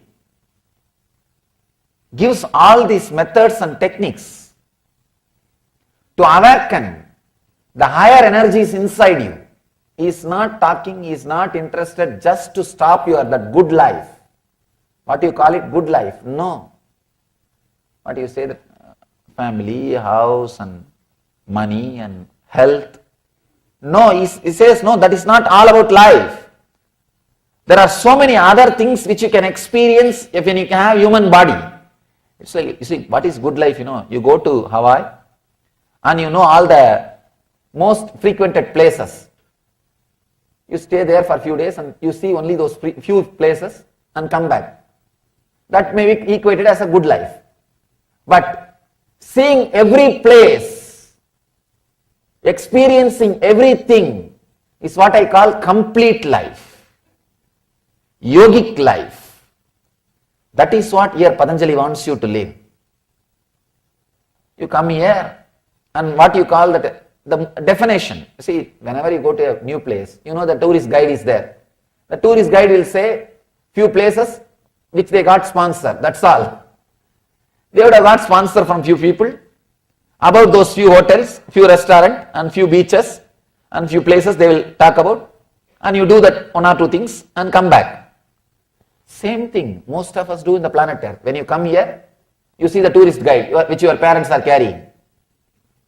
And you say, one marriage, one house, 2-3 car, little bank balance. You do that and go back. Understand, that is not complete life. There are so many things which are hidden, deep secrets, which needs to be lived. Awaken those energies, those possibilities. Especially if you can stop that dream sleep. So many things can happen. Even in the dream sleep, there are two subtle categories. When you are dreaming, the discontinuity which happens with the dream and the discontinuity which happens with inside you. Just like in the waking state, two dreams, two sleep. The waking state, you have two sleep. Sleeping in the action, sleeping in the thinking. Same way in the dream state. Sleeping in the dreaming, sleeping in the thinking. The next is sleep. This is the ultimate sleep. Understand? You may think, what can we do about sleep? if you work on the dream state and go deeper and deeper, see, if you are working on the dream state, let me explain this very clearly, how to work on the dream state. If you are interested in working on the dream state, take up this technique. It will be very powerful. Every day I am going to talk about the techniques which Patanjali is expressing. If you can work, continue to work that day itself. If you can't, at least play with some technique, one or two, you will see new doors opening. Working on the dream, as I told you, take up a pleasant object or a thing. If it is a person, it will be really nice because you can easily meditate on him, connect with him, feel him. Feel him inside your inner space, visually, alive. Just go to fall asleep with that one intense visualization. In 10 days you will see, he is there continuously, you will see his form in the dream. Clearly, in multicolor. Means, you have mastered, you have created a continuity in the dream. Now you have mastered how to avoid dream sleep. If you continue the same thing, maybe after 3 months, in the deep sleep, you will have his presence, energy, but not the form. When you wake up, you know you have been with Master throughout, but you did not remember his form, that color, that hair, you did not remember all that. But you know for sure you are with him. You have been with him whole night. Please understand, this is what is real Shivaratri. This is what is real Shivaratri. Krishna says in Gita, yogi is a person who does not sleep when everybody sleeps. This is what he means. You are awake throughout. Your consciousness is awake throughout. Try this technique. You will master waking sleep, dream sleep, and sleep sleep. You will have that continuity in all 3 states. That is what we call Turiya. 4th state. If you are continuous, unbroken in all 3 states, you experience, what you experience is called 4th state, Turiya. By describing the sleep, Nidra, all Patanjali wants us to understand is the subtle state where thoughts are not visualized is sleep or Nidra. Now, try to be continuous throughout the Nidra, not only the sleep which is happening in the deep sleep time, the sleep which is happening all the 3 times. Be continuous so that it can lead you to joy. If you are not maintaining that continuity, if you are falling asleep, day sleep, dream sleep, deep sleep, it will lead you to more and more anguish and pain, which is happening in all of us, which is happening in our life. So understand, try to maintain. Try to create the continuity. People ask me, if I am continuous, then how will I rest, relax? Understand, that continuity itself will be such a deep, restful awareness. It will not be restless awareness. Don't think, it will be like a load on you. Sometimes if you don't fall asleep if you don't sleep in the night, early morning you feel tired. It will not be like that. In that time, you have not slept, but you are thinking continuously, all broken ideas. It's like a garage sale. You collected all the things and you are completely confused with your objects. How to organize and how to market and how to price it, and you are suffering with it. Please understand, if you have not slept and early morning you are tired, you have done garage sale whole night. Whole night you have been doing garage sale. I am not talking about that mode. If you are create that continuity. That very continuity will be the deep, restful awareness. I can say that is the ultimate break you can give for yourself. Now, you don't have break.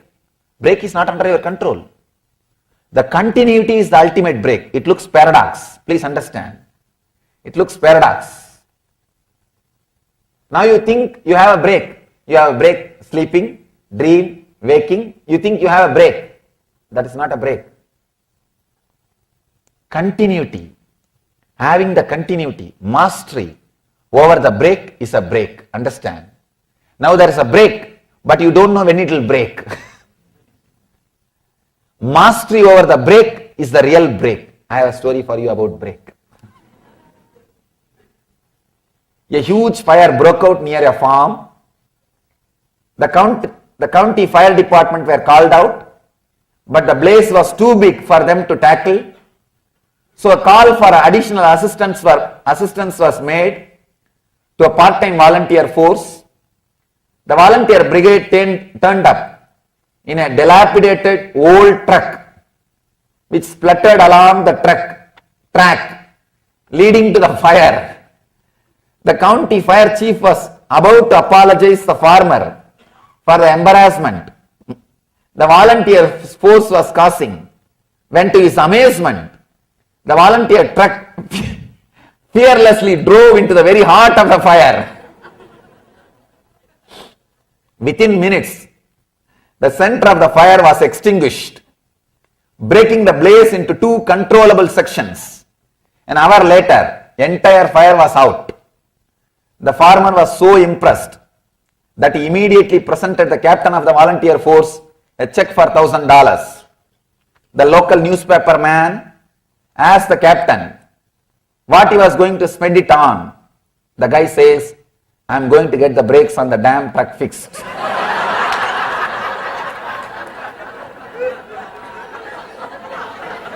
If you can break your brake, only then it is brake. Otherwise, it can't be brake. If you catch that continuity, you can break at any time. You can break at any time. The brake is under your control. So, let us break now. Understand these great ideas from Patanjali. Experience these meditations and catch that continuity, fourth state. Living in the fourth state is what I call living enlightenment, Jivan Mukti.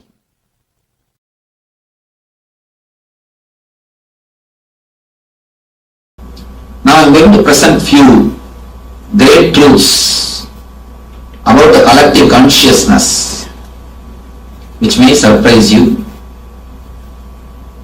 or you might have heard of this truth.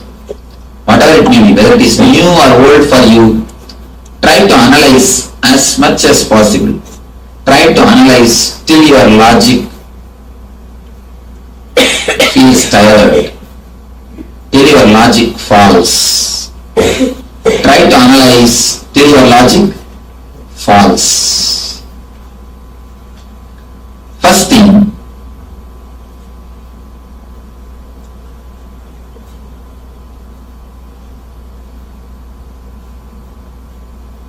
all your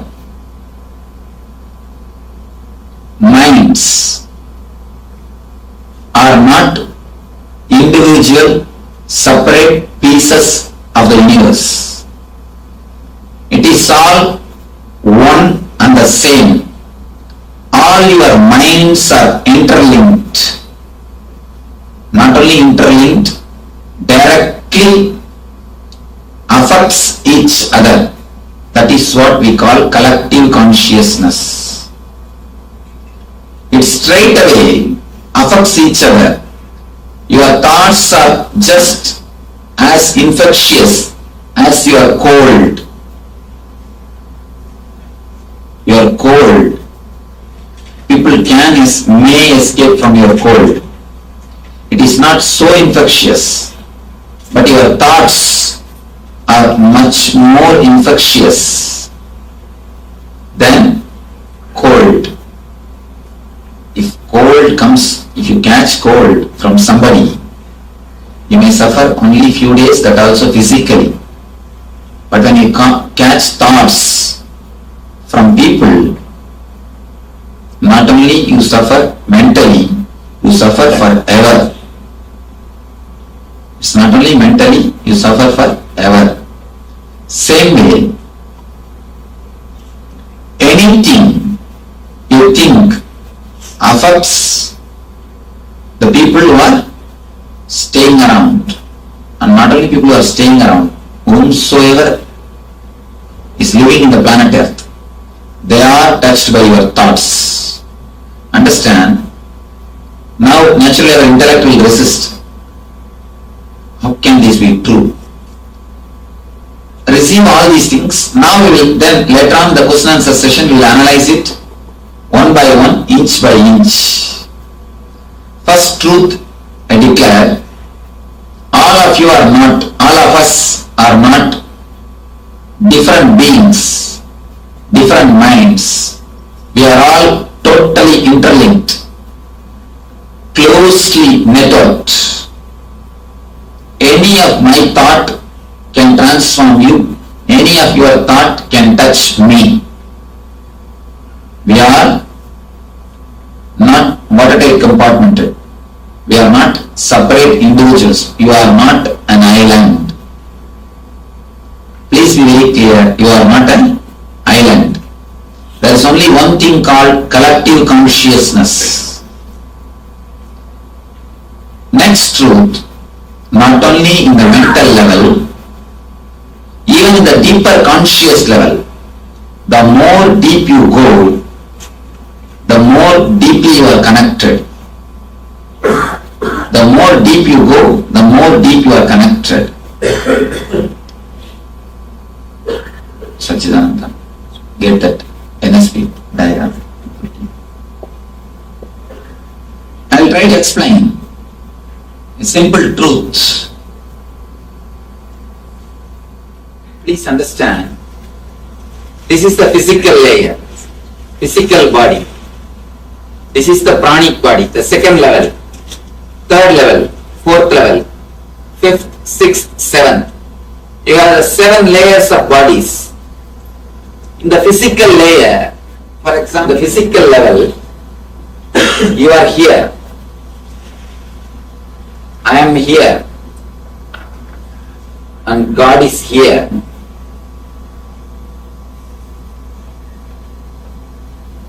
If you come down little bit to the pranic level,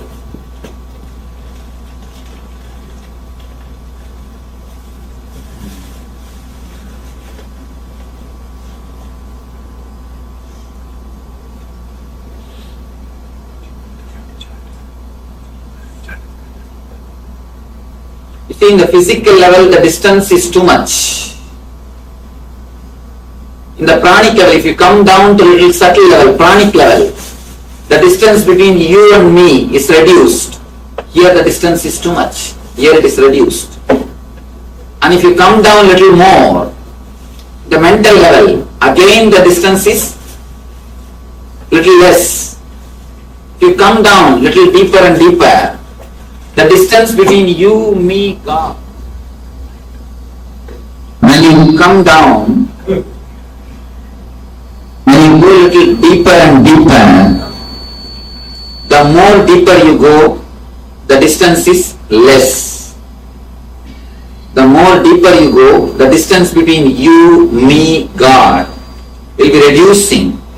In the end, the deeper level, there is no distance. You, me, God, everything is just one and the same.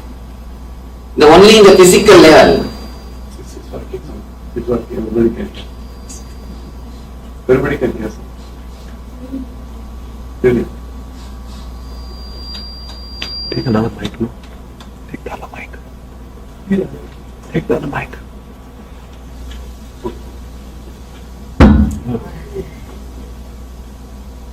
In the physical level,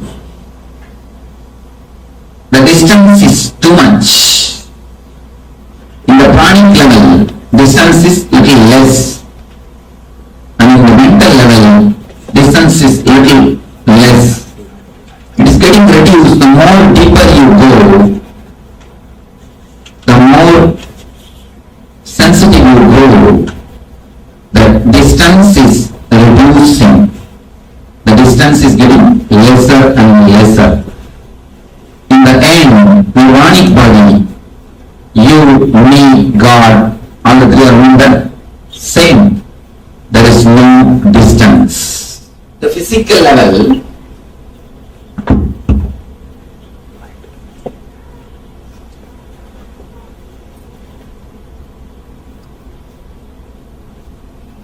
you are different entities. When you feel in tune, or when you start loving somebody intimately, their suffering or joy can affect you. Why? Because the distances become very less. It can simply come in or go out of your being. Their suffering can come into your being, or their joy can come into your being. In a little deeper level, you don't have something called individual identity. You are just a part of collective consciousness. That is why many times you do not want suffering, but you are not able to escape from suffering.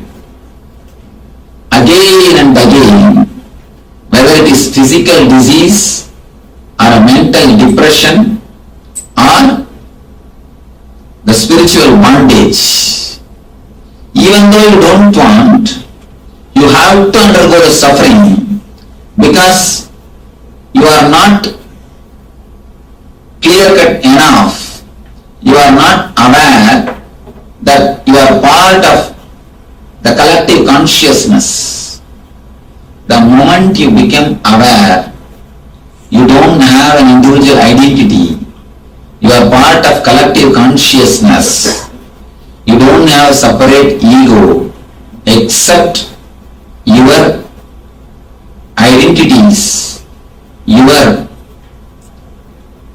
intellectual understanding. In existence, there is no such thing called your separate individual entity exists. When you realize that, you just go beyond sufferings, depression, and diseases. Understand this one thing. As long as you have the concept, you are individual, the individual consciousness.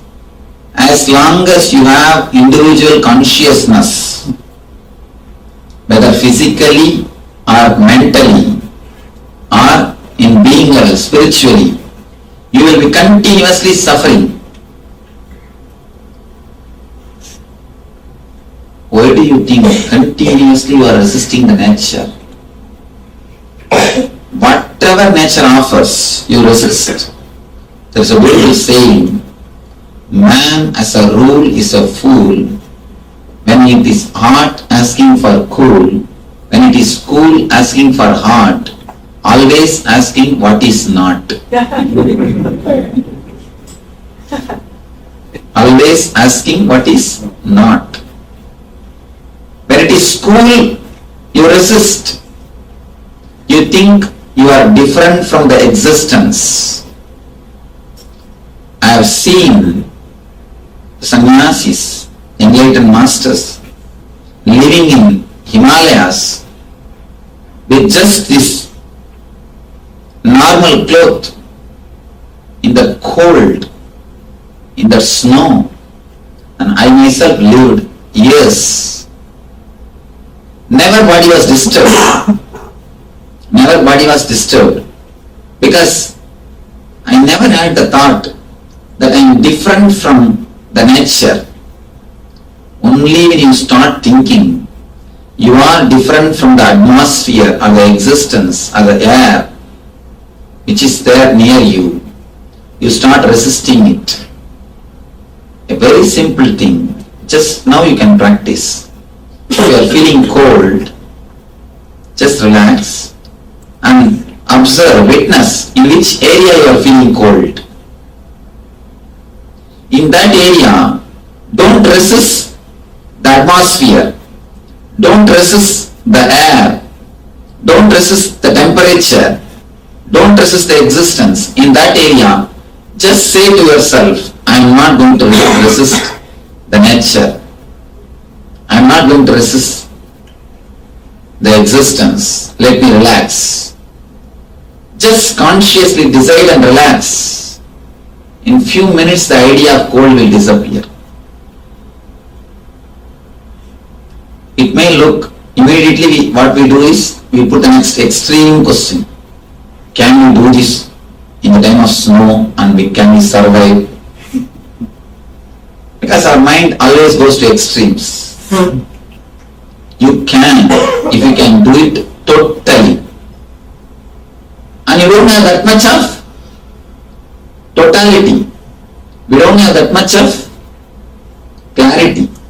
If we can relax, fall in tune with nature so much, simply you can live. Because human beings are living. When they all can manage, why not us? When you think you are something separate from the nature, nature disturbs you. And one more thing, in the air, all possible bacteria and viruses are there. Any moment, any disease can affect you. Any disease can happen to you. As long as you feel in tune with the existence, even if they come inside your body, they just leave. The moment you start thinking that you are somebody individual, separate from the existence, you are something different, then the whole becomes your enemy. You see, you are a part and everything is a whole. If you feel in tune with the whole behaves as a friend. The moment you start thinking, the moment you start discriminating and start behaving with the whole in an opposite way, it just starts acting like an enemy. Be very clear, the whole is not here to kill you or destroy you. And this is a simple, one more example you can understand. When a living person falls in the water, he gets drowned and the dead body floats. And after all, dead body is more heavy. It is filled with water now. Once he dies, he drinks water and water goes inside. He is heavy, but dead body floats, but a living person gets drowned. What do you think? As long as you are living, you resist the water. You are resisting the nature. If you just stop resisting, if you just feel that the whole is part of you, you will become part of the whole, simply you can start floating. And the other day I read a beautiful interview. One person jumped in the Niagara Falls and he survived. A strange thing. He jumped in the Niagara Falls and he survived. All the journalists are questioning him. How could you manage it? How did you survive? And if you have seen Niagara, then you can understand. I can't even imagine that somebody survived in that Niagara. He says beautifully. He says, when I jumped, I felt that I become part of the falls. I felt I am a particle floating in the falls. When I came out, again I felt I am just a part. I never felt I am different. When you disappear into collective consciousness, nature is not enemy for you. Nature is your close friend. Nature protects you. When you think you are individual, as long as you have individual consciousness, nature protects you. when you realize you are a collective consciousness, nature protects you. Wherever you want to achieve success, even in the social and economical way, only when you feel in tune with the whole group, only when you fall in tune with the collective consciousness, you will be able to achieve what you want to achieve. As long as you think you are an individual, you wanted to keep your place distinctly, you wanted to keep the idea you are somebody, be very clear, you will be continuously resisted and you will be resisting. Whether it is home or office, workplace or your company or industry, wherever, if you disappear into the collective consciousness, you will be again and again protected and taken care, and you will experience the ultimate success, not only socially and economically. You will start experiencing it in a feeling of fulfillment. The feeling of fulfillment which happens to you will be inexplicable. The moment you start resisting, you create hell for your whole life. Small story. A guy was informed that his wife has fallen in the river and he is supposed to jump in the river and save. He jumped and started swimming against the current. And they shouted, "Arey, what are you doing? You are going against the current." He said, "You don't know, my wife, even if she falls in the river, she will float only against the current." She resists everything so much. I don't think she can go with the current even in the river. As long as you resist the current, whether it is your workplace or house or office or a company or wherever it is, as long as you don't disappear into the collective consciousness, you will be continuously creating hell for you and for others. Even the physical level, if you think you are somebody separate, be very clear, you will be inviting diseases. And one more thing, the mental level, if you think you are separate, again and again, you will be creating seeds of violence. Seeds of violence is created when you feel you are individual. With collective consciousness, you unify. With individual consciousness, you dissect or cut things into pieces. Logic always breaks. Intuition always unites. With the collective consciousness, of course, in the soul level, if you are feeling you are an individual, there is no possibility of any spiritual growth. Any spiritual growth. Spiritually, you can't even put your first step. First thing, in the physical level, you are not an individual. Your body and the body of the sun is straight away connected. Any small change in the body of the sun can change your body.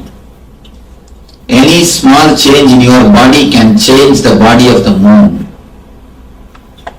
Even though logically you are not able to relate, it is truth.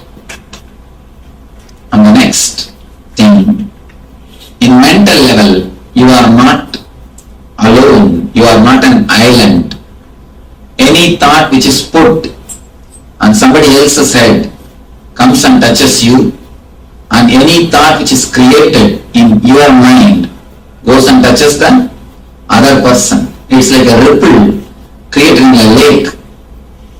If you are going to create a strong wave, you will be inspiring and impressing others by your thought.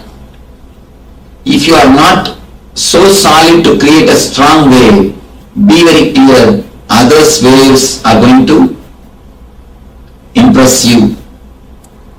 Either you live as a leader or you will be a follower. There is no in between. You always think, I will not be a leader, I can't do that much, but I don't have to be a follower. I'll just maintain my own stand, which is simply impractical. There is no such thing as my own stand exists. Either you lead or you follow, that's all. The mental level also, again and again, if you think you are an individual, you will be resisted. And the moment you understand you are part of the collective consciousness, not only you will not be resisted, you will be welcomed and received. Third thing, in the ultimate way, the spiritual level, the moment you understand, you are deeply connected, totally connected, intensely connected to the whole group, to the whole universe. Not only you start experiencing the bliss, you start living, opening many dimensions of your being. Now you are stressed out, disturbed continuously because you have to think too much just with one mind. You have to enjoy so much just with one body. If you disappear into this collective consciousness, you will have so many dimensions, so many possibilities, and the amount of ecstasy you can't imagine. Understand, with this one body itself, if you can make so much of joy, if you can enjoy so much, what will happen if you have two bodies? You can put one in the AC, another one in the heater and enjoy both. If you have three bodies, you can put all the three bodies, depute all the three bodies in three countries and enjoy three different culture. And if you have four, you can actually enjoy little more. Just understand, if you have so many bodies, how much of joy and bliss you will have. Same thing you will experience when you understand you are part of collective consciousness. The whole NSP or Nithyananda Spurana program is all about making you realize you are the part of collective consciousness. Not only a part, you are collective consciousness. You are not individual consciousness as you think. Physically or mentally or spiritually. Layer by layer, when we go deeper and deeper, you start feeling you are just one with everything. That is why automatically the diseases disappear.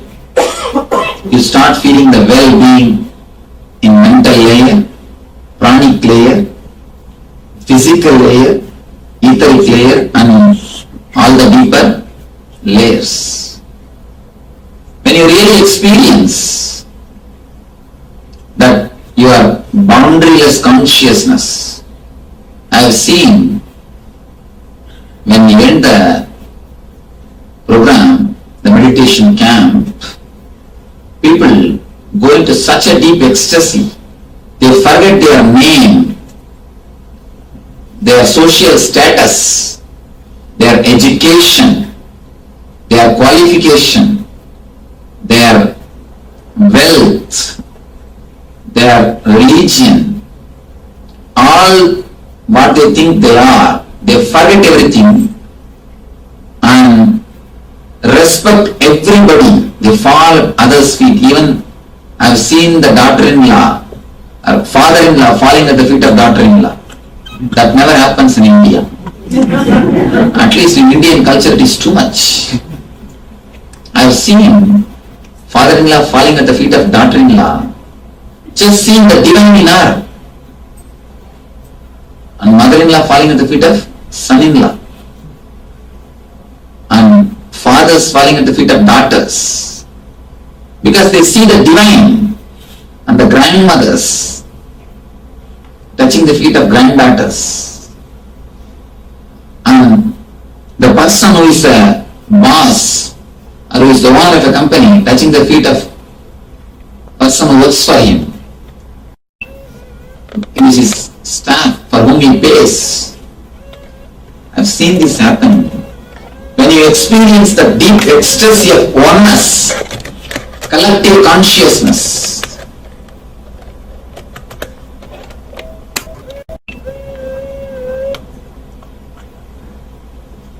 when you experience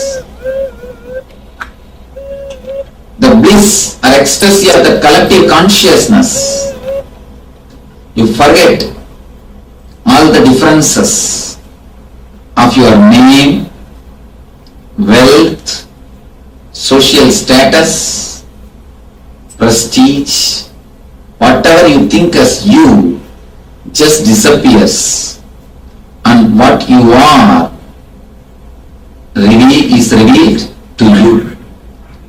I've seen people bowing, touching the feet of their worst enemies in that ecstasy. They forget, they are raised, they experience such a deep level of consciousness, such an intense level of energy, such a collective consciousness, such a bliss. Literally, ego disappears and they enter into the state of collective consciousness, and without even knowing, they just go around in that ecstasy, and whomsoever is there, they see God in everyone. It is not that they are given instruction, it is not that they are visualizing. When the experience happens, the whole group feels the collective consciousness and realizes they are one and the same. They are not different entities. Only when you experience the collective consciousness, you can say, you can realize, you can experience what I mean by the word bliss, eternal bliss, Nithyananda. So I pray to the ultimate divine, let you experience this eternal bliss, Nithyananda. Thank you.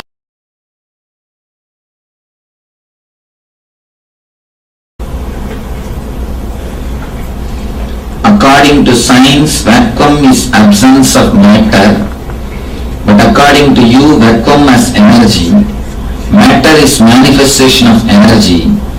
How will you define vacuum then? Please understand, now the science has changed its view. Now they are coming up with a clear-cut idea. No such thing as vacuum can be created. Even in the space in which you say vacuum, the ether is the present. The ether is the grass form of energy. And they are very clear now, ether is also a form of matter. It can be measured and handled. So, first thing, now the science has evolved so much that it could catch up with the spirituality. It could understand the spiritual truths, and they started understanding vacuum is not absence of matter. It is absence of certain parts of matter, not completely all matter. You have 5 elements. Vacuum is absence of 4 elements, that's all. It is not absence of matter. So science has changed its opinion, and this itself has answered my question. The question. So my stand is accepted by the science, where lately they are coming with their clear concepts also to work on the ether, how to use the ether and all those things.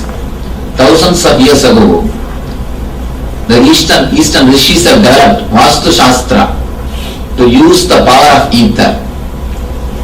All our Vastu Shastra means the technique of building homes and houses are all based on this science of ether.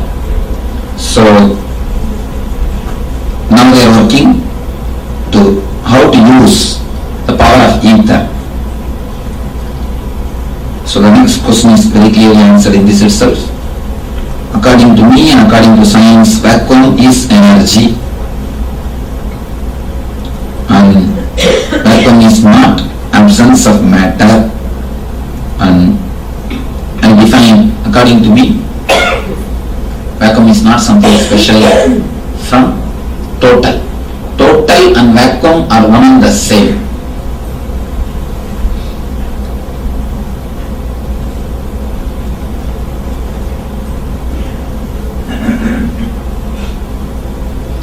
If non-living things like rocks have intelligence, is there any difference in the intelligence between human beings, animals and non-living things? Please explain. One difference. Human being has got the conscious choice. He can decide whether to live with that intelligence or not. The animals and non-living things don't have that choice. They are intelligent by nature. With human beings, you have a choice to be a fool. That's the only difference. Nature, by nature, intelligent. Human beings have got the choice. You can be intelligent or you can be a fool. Except this choice, except this difference, there is no other difference. Their nature is intelligent by nature always. Human beings are intelligent by mistake, sometimes unfortunately. They act intelligently without knowing. Except that there is no other difference.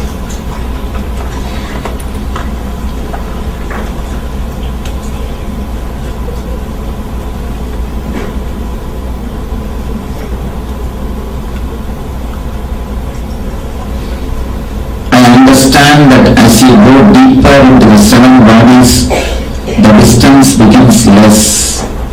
How do you move down in levels of bodies and stay there, so you can truly experience collective consciousness? Again, it is just as simple as 1, 2, 3. Just very simple as 1, 2, 3. 1, after the lecture, go to the volunteer. 2, register for NSP. 3, be here tomorrow morning. Just 1, 2, 3. It's as simple as 1, 2, 3.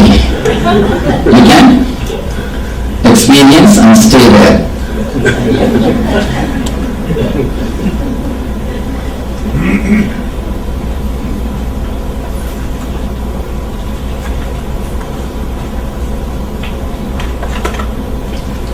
Said that an individual has control over their mind. Does that mean an outside mind can still influence an individual's mind and thought process? How do we control it so as to prevent anger or depression? This refers to the first truth that you stated. Thank you. Nice question. It is said that an individual has control over their mind.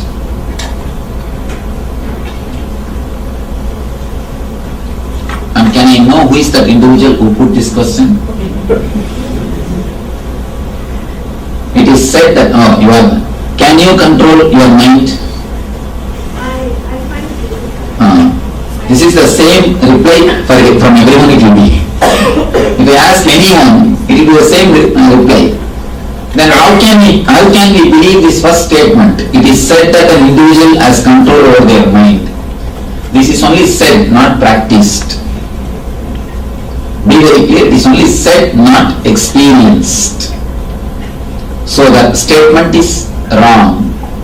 The next thing, does that mean an outside mind can still influence an individual's mind and thought process? Yes. Are you married? You are. Simply by now you know your husband can influence your thought process. And you see, one small thing, not only by giving orders, even without giving orders we can influence. For example, you wanted to come to meditation. I'm not saying particularly about you. Your husband may be here, I don't know. Or somebody, you want to come to meditation. He never says openly no, but he just keeps his face, long face. He can influence your meditation here. When you are sitting here, his long face, you will be meditating in his long face. You will continuously remember his long face. They are very energy. And one more thing you should understand. For example, he never likes this meditation, all this stuff. And somehow fortunately he was not in the station, he is not in the city. He is out of station for last 10 days. Even then, if you are coming here, you come with a thought, if he is here, I have to ask permission. So you will say no. Anyway, you come here. You have not asked him, he has not shown any even body language or verbal language, nothing has happened. But when you are sitting here, your energy will be totally different. The memory, just the memory, if I ask him how he will react, is more than enough to put you into low mood, to influence you. Am I right? The very thought is enough to change the whole energy. So understand, it is so practical. Others can influence your mind without even expressing their thoughts, without even expressing their body language. Even if you don't see them, even if you have not seen them, even if you have not asked them about something, just their thought thinking trend, just their thought structure, when you know about it, that is more than enough to influence your thought and thinking system. How do we control it so as to prevent anger or depression? How do we control it? Again, same answer, only meditation. Analyze all the 7 layers of your so-called individual consciousness. You are nothing more than onion. Please be very clear. You are nothing more than an onion. If you peel the onion layer by layer, what is there inside? Empty. Just like that, you are an onion. Onion thinks it has got something solid. Only when you peel all the 7 layers, you understand there is nothing inside. Same way you think you are an individual consciousness. If we peel all your 7 layers, you will experience you are a cosmic consciousness, collective consciousness. That's the one and only way to prevent anger or depression which sneaks inside your system from others, through others and by others. Thank you.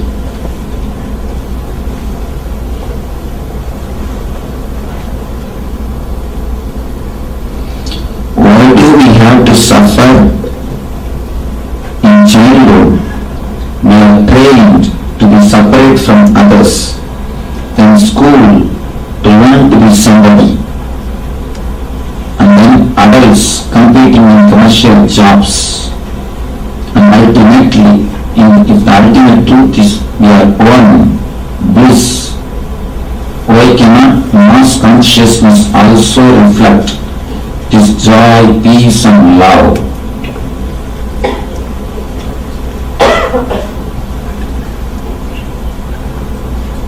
It's a beautiful question. I'll answer step by step. Why do we have to suffer? In childhood we are trained to be separate from others. Then school to learn to be somebody. Then learn adults competing in commercial jobs. If the infinite truth is we are one bliss, why cannot mass consciousness also reflect this joy, peace and love? This question has got so much of potential meaning. The people who created the education system which we are practicing now are not enlightened people. That is the first problem. The education system created by enlightened people, the rishis, Gurukulam structure, is totally outdated. It is not anymore alive. Let me say a few things about the Rishi culture or Gurukulam education system. The education system designed by enlightened masters. In that system, any child who takes birth in that country belongs to the university. He belongs to the master. Parents have no right over kids. The moment they give birth, he or she will be handed over to the Guru. And Guru takes care of him. There are just few rules I will explain. They are not allowed to wear clothes till they are 7. You do not know, you laugh. It means till 7 they are not even given an idea that they are some individual bodies. They are allowed to relate with existence, ether, straight away with their whole body. They are allowed to relate with flowers. They are allowed to relate with forest. They are allowed to relate with trees. They are allowed to relate with earth. Till the age of 7, they are not even given an idea that they are somebody, they are somebody, as you asked in the question. They are some body. And the next thing, they are not taught to suppress the left. They are not given the idea whether they are male or female till the age of 7. They are not given the idea whether they are male or female.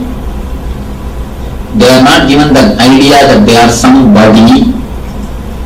They are not given the idea that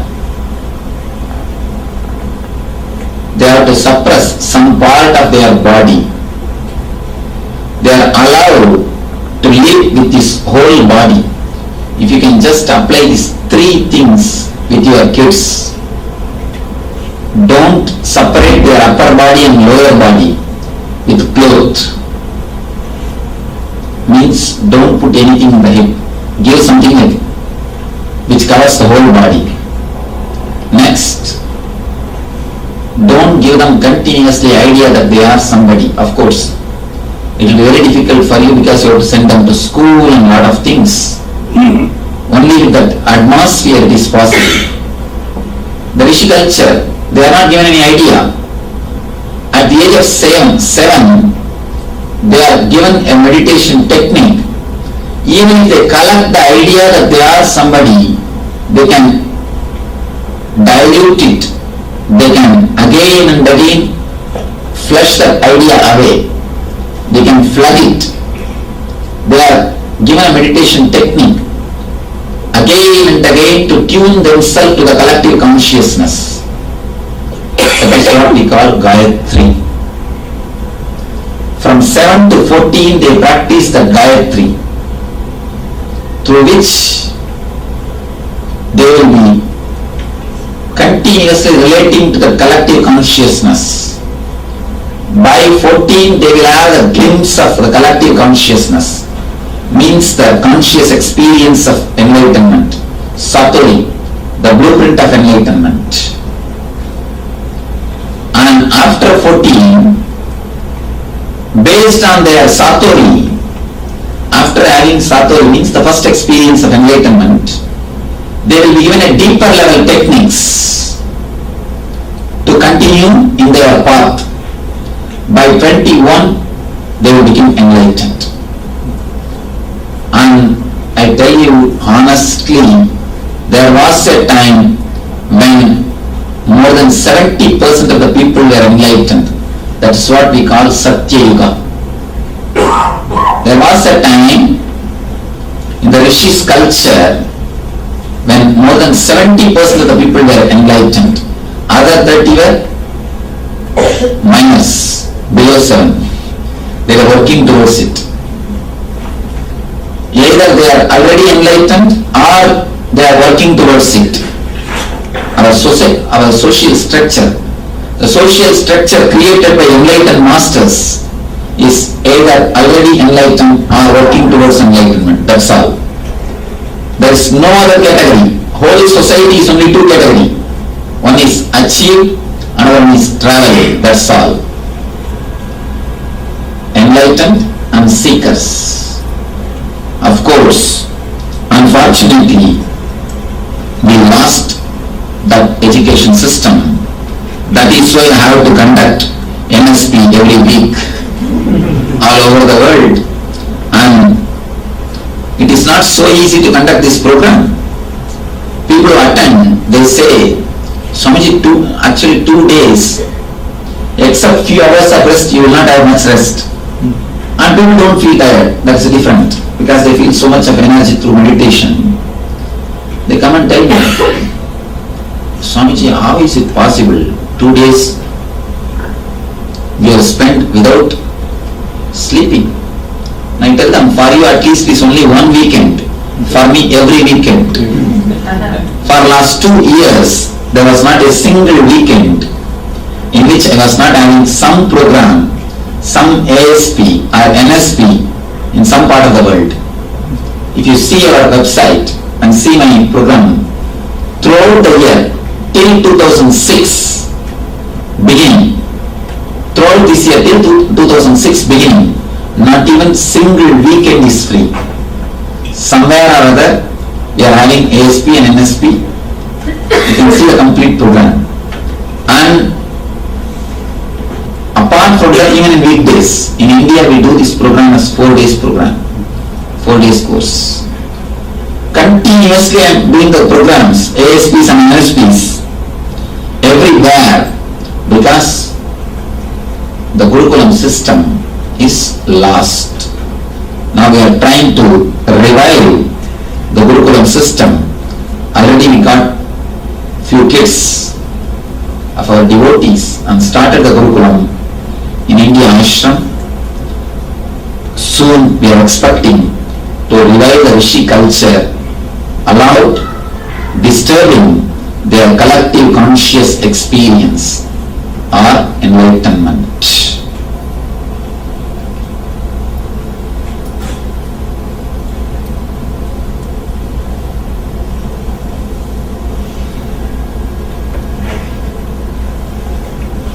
Swamiji, do you think undifferentiated Nirvikalpa consciousness is more or less suitable for us compared to Savikalpa differentiated collective consciousness? First thing you should understand, may I request the person who put this question to stand? Yes, thank you. Have you experienced either Savikalpa or Nirvikalpa? Yeah. Yeah. I think then you should sit here.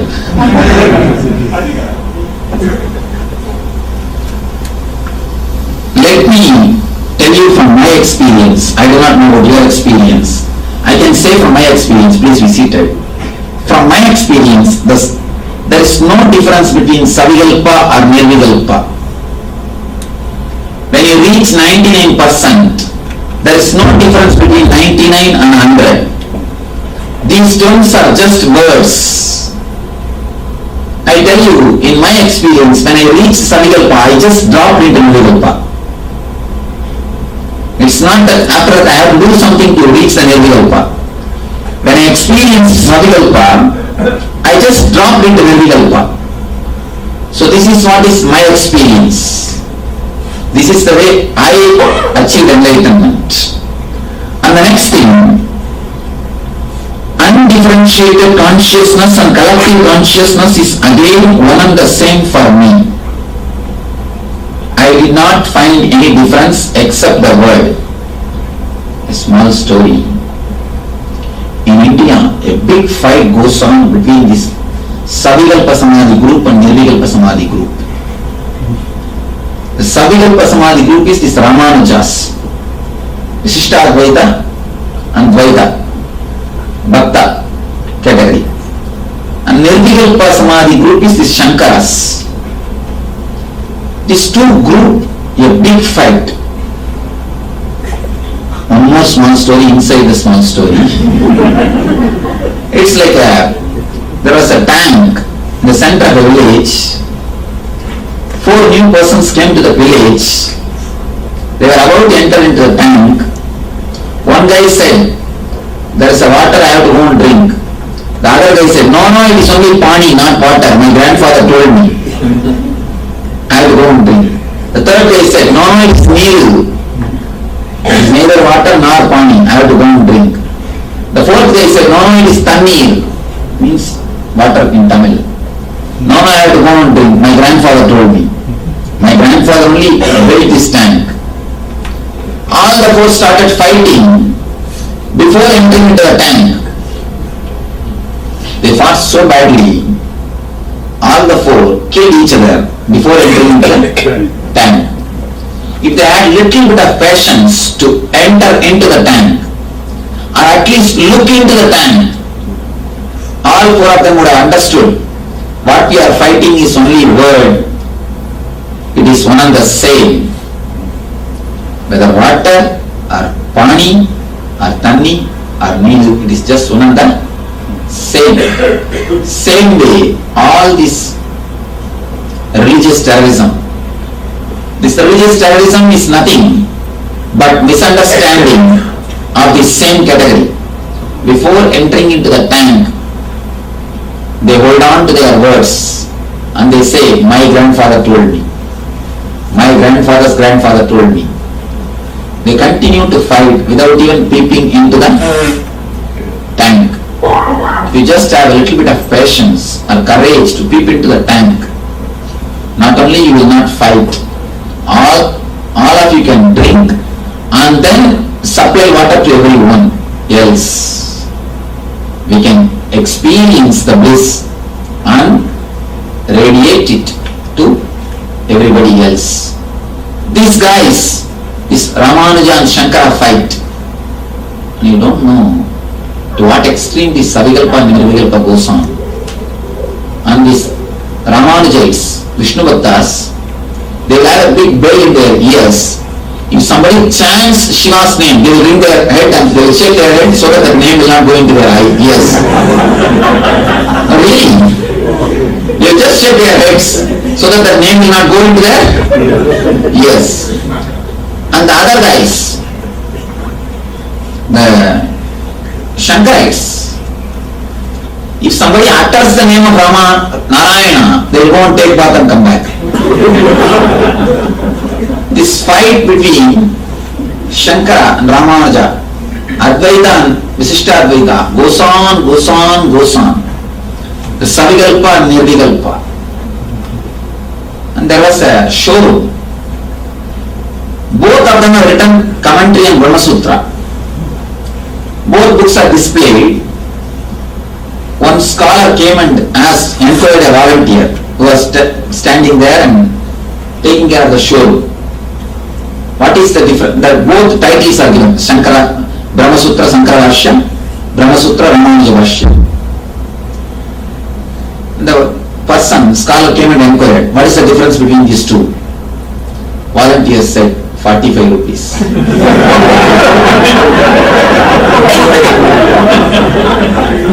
It is just 45 rupees, $1, nothing else. I tell you, all their fight, at least I can say last 1000 years this fight is going on. Whether Savikalpa Samadhi or Nirvikalpa Samadhi. Last 1000 years. The whole fight is solved by the simple one answer, 45 rupees. Understand, this is what is my experience. When I fell into Savikalpa Samadhi, I simply dropped into Nirvikalpa Samadhi. So, still now I am not able to figure any difference between Savikalpa and Nirvikalpa. According to your experience, I don't know. Only that you should tell. How do we live in truth when it is so hard for others and us, so hard for others and us plus us to hear it? And even now, when I said, this is what is my experience, I don't know about your experience. There is every possibility that you can get hurt. But the truth is, truth. Even though it is so hard for others and us to hear, we have no other way but to live with the truth.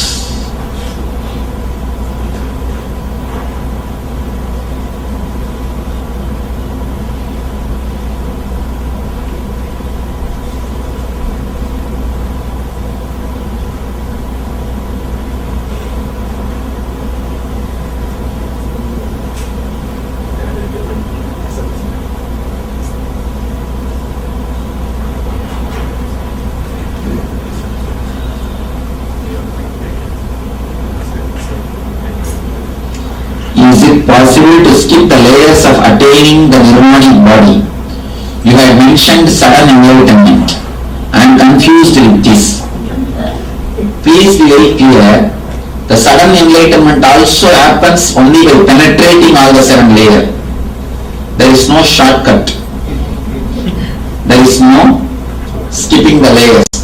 You can't skip the layer because you have it. So, you can't skip the layers of attaining the nirvanic body because it is truth. Only even if you attain sudden enlightenment, you will be penetrating all the 7 layers within a second. It is possible. But you have to penetrate all the 7. So, you can't skip any one layer. If you can skip, I would have done that. I would have already abridged. I try all my best to abridge all my programs. So, I saw very clearly, you can't do any more upgrading or editing. I did all possible editing and updating.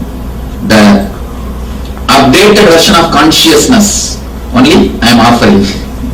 I can say for sure, the program, the NSP, or the meditations of layer by layer is updated version of consciousness. It is most updated software or hardware, whatever you think.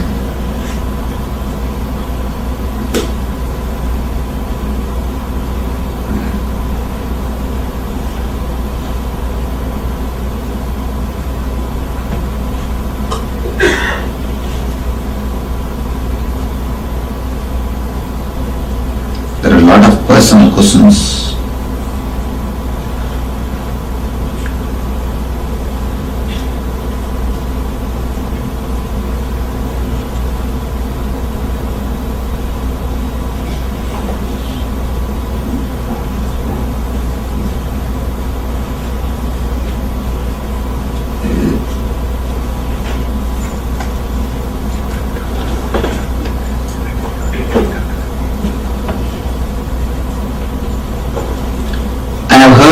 Of your ability to heal men and women of their physical ailments. However, can you heal minds that are corrupted in the material world? Is it possible to get rid of the mind's imperfections so one can search for God with a pure mind? First you should understand, actually I don't heal, just my presence heals. When a sun rises, lotus blooms by itself. It's not that sun needs to go and open the petals of the lotus. Just like in the presence of a master, simply healing happens. Healing is not done, but it happens.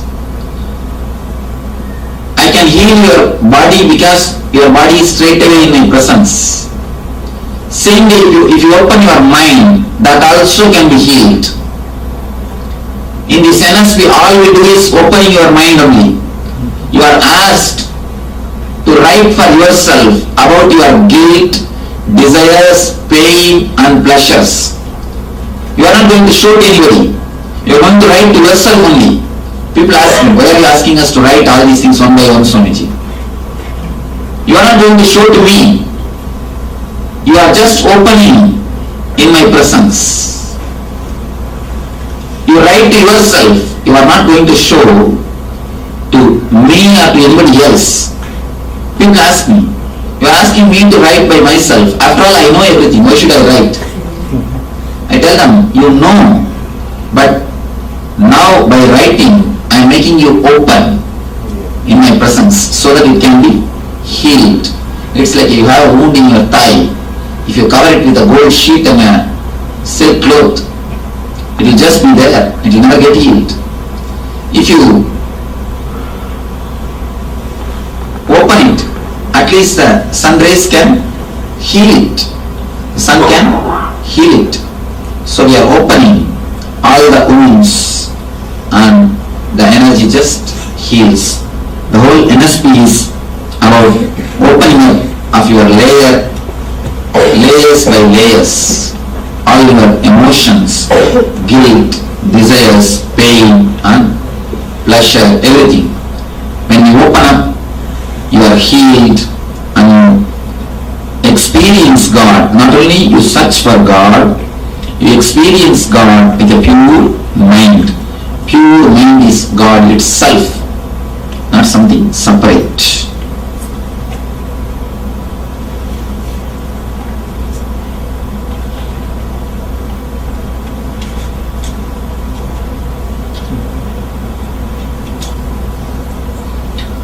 We are all part of collective consciousness.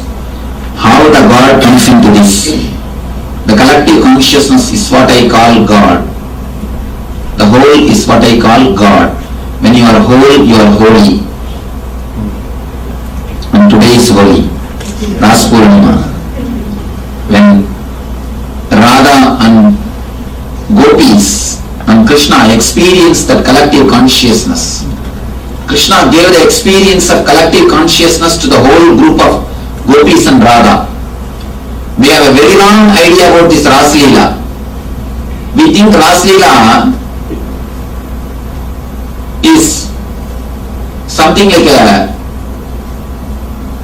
we made it as such as if Krishna had relationship with so many women. No, it's a wrong concept.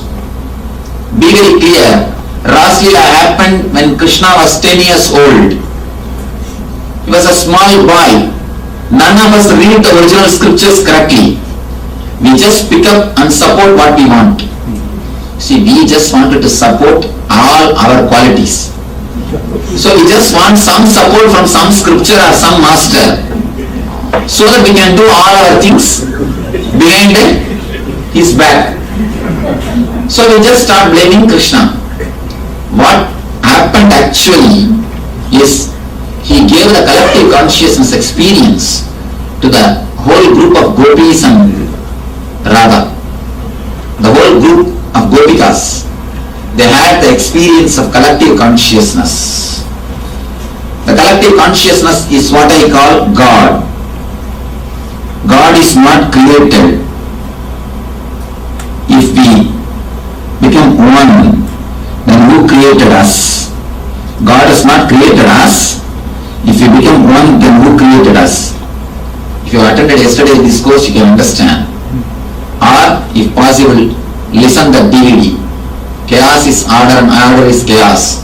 Nobody has created you. Nobody is creation. Nobody is creator. Nobody is created. There is only one thing, creation. Creation itself has created itself by its own intelligence. Creation, created, creator, all the three are one and the same. To understand more, please listen to the discourse of chaos is order and order is chaos. I pray and bless you all. Let you all have this eternal bliss, Nithyananda. Thank you.